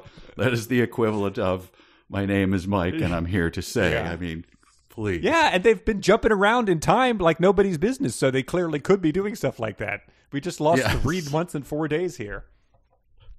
Well, tell me what happened here. They rule. I don't. Doesn't matter who won this. We didn't need to have this entire beat, as you said earlier.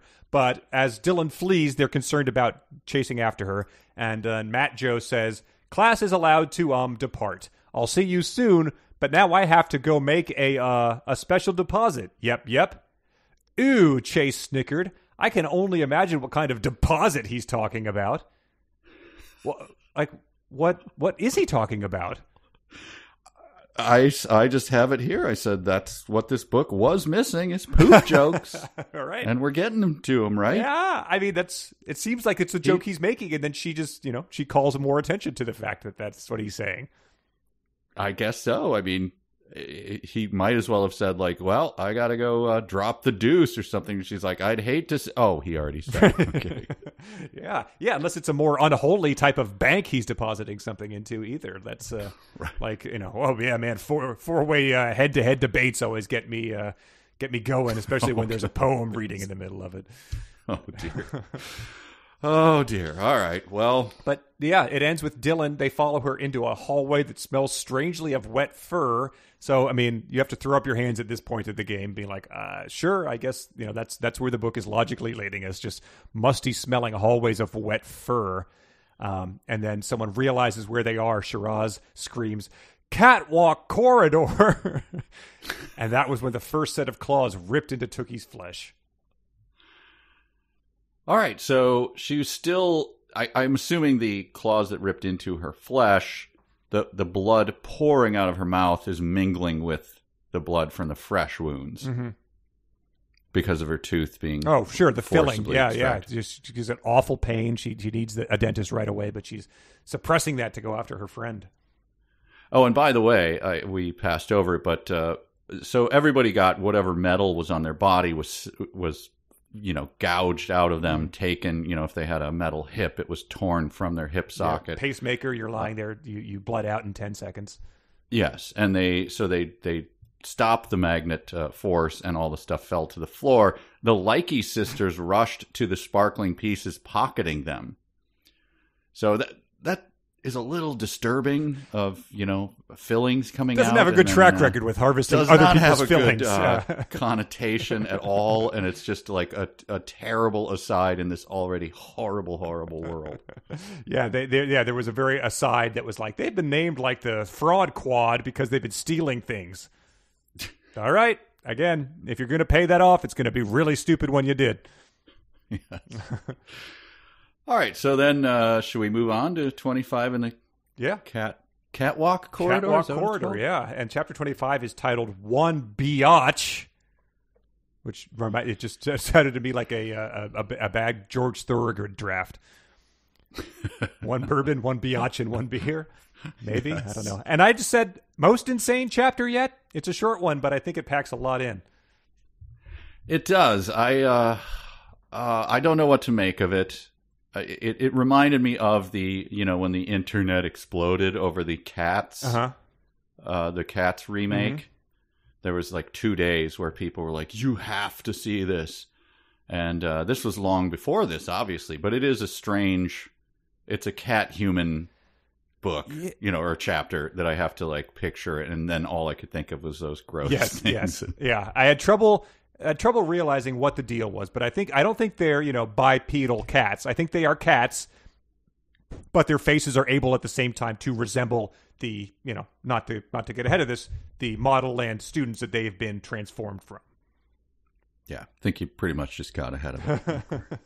But so yeah, it says two striped animals with amber eyes slinked out of the shadows, their fuchsia-painted claws extended like switchblades. In even dimmer light, the larger of the two stopped to lick its paws and reared ends.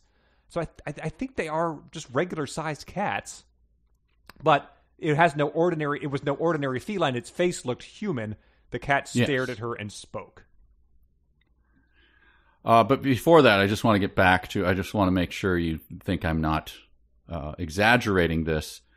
So she, in the previous chapter, ended with claws ripping into her flesh. Yeah. And then a shining claw reached out again and struck her mouth. Rip. Ow, Tookie whispered. The familiar trickle of blood dripped down her chin. And then she gets a reaction. Yeah. She gets the reaction to the fur. Throat itches and hives broke out on her skin. Allergy. But she's currently bleeding to death. I mean, she has the tooth injury, and I guess her lip is just shredded. Uh-huh. Yeah, she won't be sucking on anyone's thumbs for a while. No. That bit of wood scrap is certainly gone by this point because her lip is torn off and dangling in front of her. I just don't know. She starts these things, but she seems to abandon them. Yes, yeah. An injury that would be something you'd be complaining about for a couple days is just very quickly out of sight, out of mind. Yeah. Ugh. Anyway, so yeah, these cat hybrid humans are attacking them in the dark. Yeah, it's very dark. There was like a neon sign that said catwalk corridor, but that's the main light we get. So I guess they have sort of bright eyes that sort of light up like the Cheshire Cat. We also got this, one of them looks like the Intoxibella Anka, who was a favorite at Cappuccina Fashion Week. And then, wow, Tookie thought, the tabby looked like hyperactive Fiona from Icyland. And this is the first mention of Fiona. Did you check? I did. I was going to go back and look at these. Because I remembered Icyland. Icyland is where Angelica, the girl who gashed her head and everyone thought was dead, that's where she was from. Yeah. But okay. Yeah, just the first time we've heard of Fiona. So that's just good storytelling right there. Had we met Anka? I didn't look about that one. Just since she was given sort of a favorite at Cappuccina Fashion Week. She may be a person who had already graduated and become a Intoxibella. Okay. And she was the one who was yelling, "The guys get shirts," as I recall. There's a deep cut for everyone. Nice. But then Zarpessa and Chase entered because have to be in every scene. That's sort of just Modelland law at this point in time. But it is quite an entrance. Yes, indeed. Dozens of cats circled their ankles. A calico zeroed in on Zarpessa, murmuring, "I want this pretty one right here." Then, to everyone's horror, it squatted and urinated on Zarpessa's feet, marking its territory. "This one is mine, mine, mine." Zarpessa screeched and ran away, frantically shaking her feet. All the cats laughed. How is it getting just weirder all the time? Well, I love that everyone shrieked in horror. Yeah, right. Yeah. I mean, or to everyone's horror. So the person, she's still holding onto her lip. She's still trying to staunch the flow of blood from her tooth that had been yanked. I mean, did you have your wisdom teeth out? I did, yeah. And I've also lost a filling, and you just have this hole in your tooth that's like, it hurts, and like, you can't help it to like keep messing with it, like sticking your tongue in it and stuff. Yeah, I had impacted molars, so like two growing together or something. So they had to be chiseled out of my head, and it was major surgery. Like I was out for a few days. So hers was just forcibly ripped from her, and then she was fully mauled by a cat. But then another cat comes up and pisses on her friend's foot. And she's filled with That's the horrifying part of everything. And the cats laugh at the moment, too, even though they're former students who have been turned into cats and secreted away as punishment. Yes. You got to find mirth in your day-to-day life. Otherwise, you're going to go crazy. Yes, and then the cats begin, I guess, tasting and they taste like sweet cream. "I want me some more." Okay, that's their blood? Said Daisy Ellen. She was, I don't know. She was a shiny-furred Abyssinian that looked like the Intoxibella Daisy Ellen from 500. Did we meet her before? There were no buildings shaped as numbers. They were just numbered letters, right? Okay, I don't know. Is this before or after the cats start offering them pills? Oh, I think it's before. Okay, I just wanted to get my time frame, Chait. Yes. But then they start attacking again, right? They're drawing blood and stuff and slashing them with claws. Yes. So it gets worse. Yeah. The injuries get worse. And cats, they can have it's not trichnosis. What's the name of the thing you can get from their dirty litter boxes? Oh, yeah. Myxomatosis? I don't know. Anyway, something like right, that. Right. Toxoplasmosis. Toxoplasmosis. Which sounds about as bad as, like, if you have mice that are pooping in your house, you could get the hantavirus. Like some of them just have a special ring where it's like, could you call it something more technical? Right, yeah. It sounds a bit more exotic and a bit more deadly. But then before they can, tear their legs to ribbons, the belladonna shows up in the form of a giant lion head, which breathes fire, singeing the whiskers of the front row of cats. The smell of wet and burned fur mixed with the stench of kitty litter. So my Tom Waits moment was, I think, about the Hunchback, but this would make one too, like the stench of wet and burned fur mixed with the stench of kitty litter. And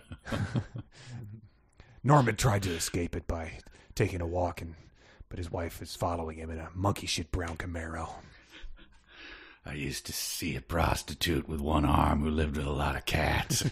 One day her ex-husband firebombed the place. The smell of wet fur, kitty litter." But it's just sort of it's the belladonna who's here to discipline people. She says the catwalk corridor was created as a correctional facility for you to reverse your abominable behavior, to be domesticated. This is a jail to teach you to stop being such catty wenches. Because in the land of Intoxibellas, whether down below in society or up here at our beloved model land, there is room for only one biatch. She made the last word sound like an extended, pissed-off meow. And I was going to give that to you as a sonic challenge. Please just repeat that last word as through it the is ringer described. today. Biatch! And so Steven Tyler there. all the other words were period, they're individual sentences. Yes. So then she just ratchets up the Steven Tyler for the final biatch. And then and so the lion warns Tookie. She says, "Watch out, Della Creme. The kitty cat got a taste of your sweetness and wants more of your cream." God.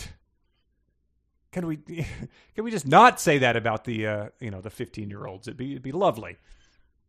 We could. That would be nice if we didn't. But then the lion opens its mouth and sticks out its tongue, and they say, "I guess we follow the taste bud road." So that's what you say when a lion sticks out. Its jagged teeth drip saliva, and its hot breath blew through the girl's hair.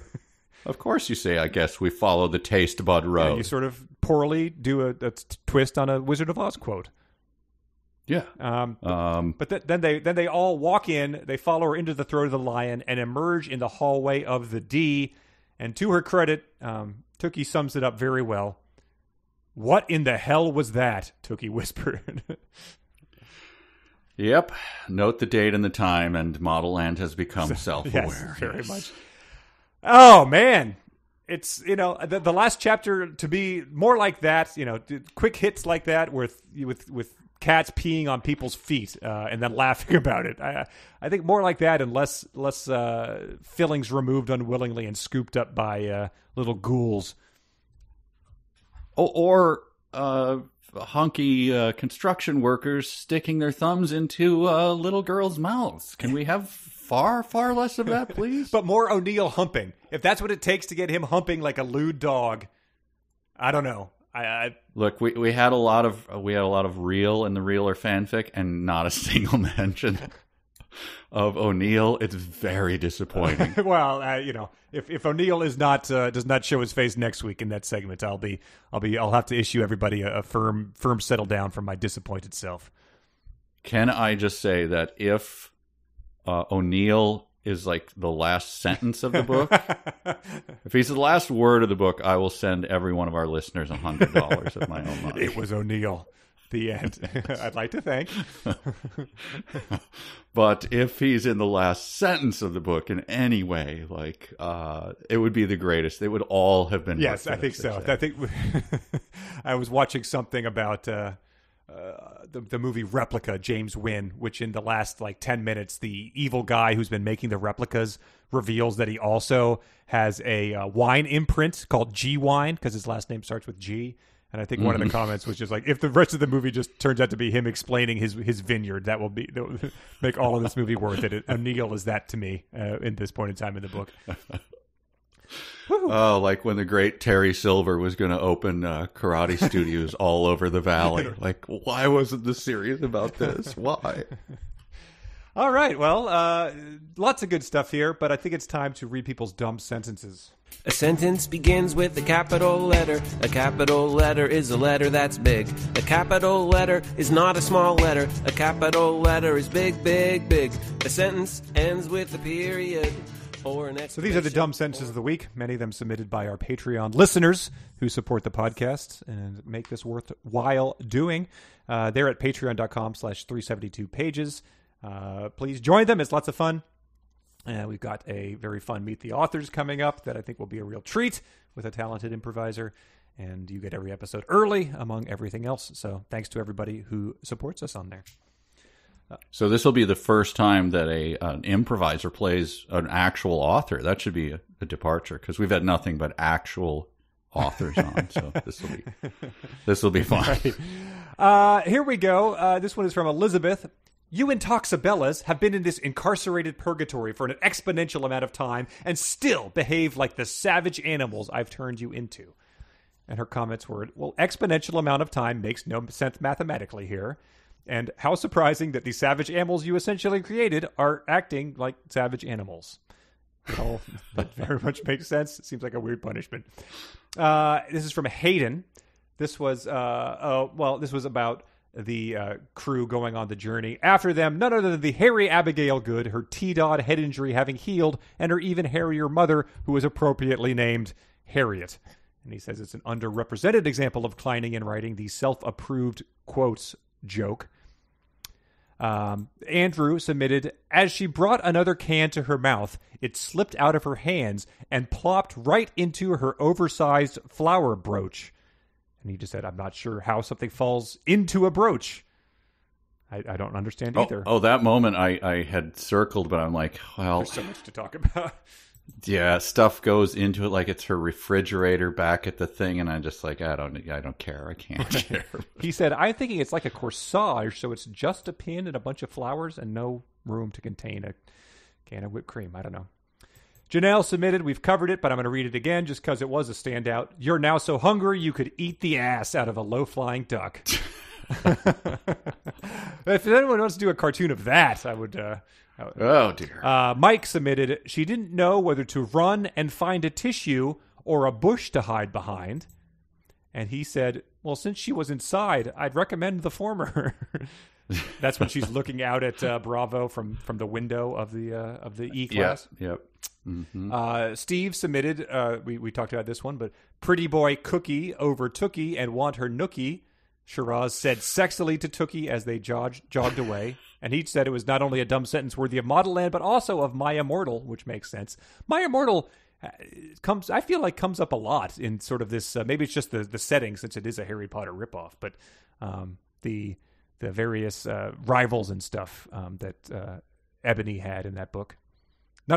Also, I mean, said the robot pimp disdainfully comes up pretty easily in that little reference. Yes. said chaste sexily. Yeah, definitely. I think if any of these characters die and come back to life, that'll be the true test of it resembling My Immortal. But then Jay, this is the last one, said, Tookie had to punch her own image in the face, knocking her bed sketch out cold. And even though the other one was worthy of My Immortal, this is one that could only exist in Modelland, I think. Did you have any that we did not discuss already? Well, I have one that it's just very irritating to read. So just imagine it without knowing the craziness that she's already set up. So here's my dumb... I guess it's the annoying sentence of the week. Can I amend it to say it's... We've had boring sentences. We've had that'll work. The hands were just like those that had dressed Tookie in the THBC bubble and CL at run-a-way. Yeah. There's not enough middle fingers for that. It's very annoying. Yeah. Extend your middle finger on one of those Dr. Seuss contraptions in a white glove. Yes. I had this one from towards the end. She felt ashamed that a cat, even one with a human face, could make her feel so insecure. It's like, no, it's off-putting and against God. There's no shame in feeling this. It's very notable. And as you emphasized repeatedly, you're bleeding severely and had a filling just ripped out of your mouth. So you're not yourself. Take the L and don't worry about it.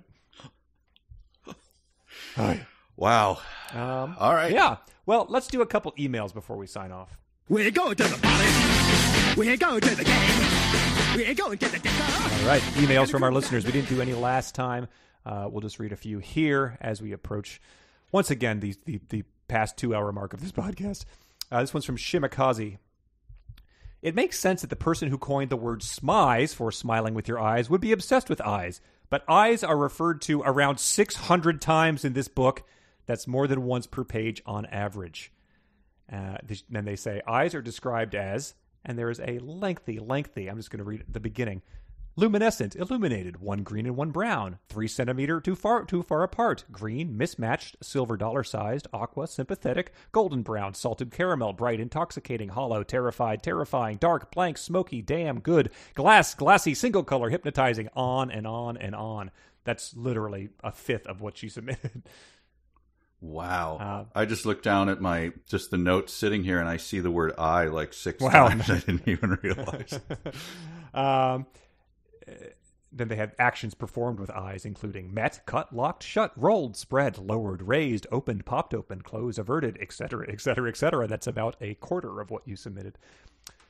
Wait, which book locked eyes all the time? Was that My Immortal? What was locked eyes? I think eyes that was Ready Player 2.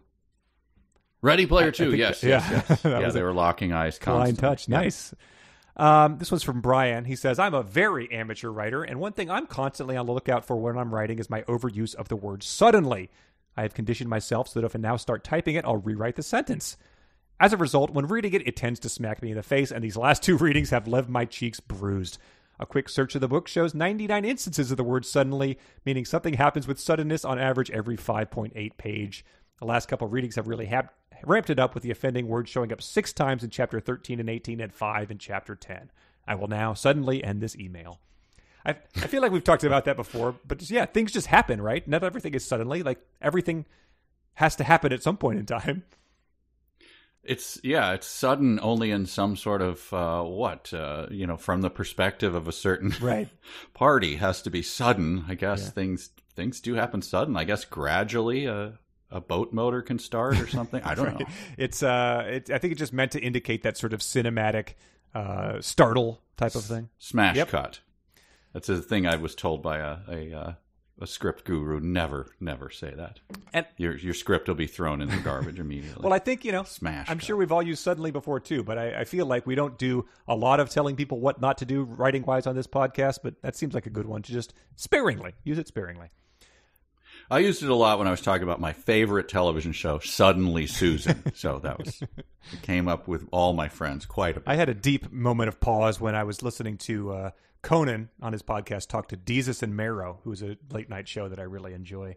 And Mero said that he was saying how the other day he almost made a Snorks reference, but had to stop himself from making such an ancient thing. And I was like, oh boy, if that's your bar for like, and then the other people, Conan didn't know what it was. Like Desus didn't know, but Matt Gorley from Super Ego, he knew what it was all about. So like, all right, someone who would appreciate our work. Matthew submitted, I heard somewhere that a good writer tells you a lot about his subject, while a bad writer tells you a lot about himself. Every novel featured on this podcast has included some display of uncomfortable, sweaty horniness, with the notable exception of 64 Squares. Dwight David Thrash, CPA, FCPA, and CGMA, appears to be the only author who is not suffering from repressed sexual desire. I guess so. I mean, maybe the series gets a little... if it does get a little horny in book 8 of the Certified Public Accountant series, I would love that. So please let us know if anyone has read those books. How did moon people escape the fate? They went to Red Lobster and went home and got busy. Oh, I mean, I knew I remembered the Red Lobster. I kind of forget the busy. Was it described? I think, I feel like it was described in more detail than you would have expected from Moon People's Dale M. Courtney. It was a Grandpa No moment? I feel like it, because they were both like older, I think, and it was, I feel like it was explicit enough that I remembered, like, going to Red Lobster became like shorthand for like about to seal the deal. Right. Netflix and chill. Right, yeah. Day. Here's the final one from Lucas. This says, I watched, I don't remember posting a video, the bonus episode with Lauren, and got an idea. We posted a bonus episode on Patreon where Lauren did some of the past reel or fanfic to see if she could beat your coin flip. He says, we keep talking about how the contestant guesses compare to a coin flip, but there's only way to get to the bottom of this. I went through the same questions as Lauren, only I decided to flip a coin to decide my answers. I flipped the coin 15 times, heads for real, tails for fanfic. The comparison is interesting. Lauren got 9 out of 15 correct. Mike got 8 out of 14 correct because Connor accidentally spoiled the last fanfic for 64 Squares. I guess that's what happened. Yeah. I think I put it at the beginning, and so I said fanfic. Oh, whoops. I would consider these scores to be virtually identical. The coin, however, guessed 5 out of 15 questions correctly. This would indicate a human can perform slightly better than a random instrument. I'm sure statisticians will have something to say about that. I just appreciate that, at home, Lucas was flipping a coin, listening to Real or Fanfic for 64 Squares and Ready Player One. Well, maybe someone can comment on your, I'm not disparaging your stellar Real or Fanfic today, but the sample size being so small. And what do you mean? Just by that? Well, I I'm don't just do it saying. that often.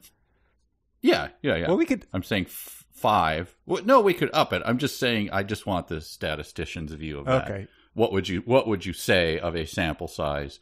And frankly, is our overall sample size so small that we'd have to? Like I think I told you, I did it with the game Monkey Bash. Yep. Which is a favorite. My friend owns Bar top it's game. A bar game where Yeah, where you just spank a monkey in the butt and make a clown spanks the monkey in the butt and sends him across a circus tent that's endless. Sounds like a Modelland class. Yeah, it could be easily be a vignette in Modelland, and it either hits a barrel and explodes, or it hits a spring and like keeps going, and the monkey is delighted. The harder he gets hit, and the farther he goes. Anyway, it's we had some statistical guys with us one time, and we tried like hell to just like take down some. Okay, do it this way and see if it improves your. And it all ended up being like so utterly coin flip random that. Yeah. And it was so arduous to attempt to do. It's like a bar love tester. You just, whatever it decides, it's going to show you. Exactly. But we have no proof of it because we just didn't have a big enough pool. So we'll see. That's I'll report back after 20 years. Connor succeeds. Big enough pool is the problem. There we go. I said I just want to know. I'm talking about I included myself in that pool. Well, Lucas keeps intricate records, so he will let us know how many I've actually done, and then we can maybe compare it to where your results were at that point in time. I'm sure that's something he'll be able to pull. I'm fine with that. All right. Are you feeling insulted by that? I praised you for your performance. I'm not. I have the thought of going Connor to a bar and I have very contentious. We do. It's all related to the damn 372 players. It's all right. Well, let's wrap this one up. We'll post the assignment in the thing, and then we can we'll do we won't speak to each other for 2 weeks as we usually do in between these things. Exactly. You won't hear from me. Thank you again to Patreon people for again sending all those things in. It made my work easy to give Connor those really easy things that he. All right, play the music. Thank you, everybody. So long. Bye. Everyone.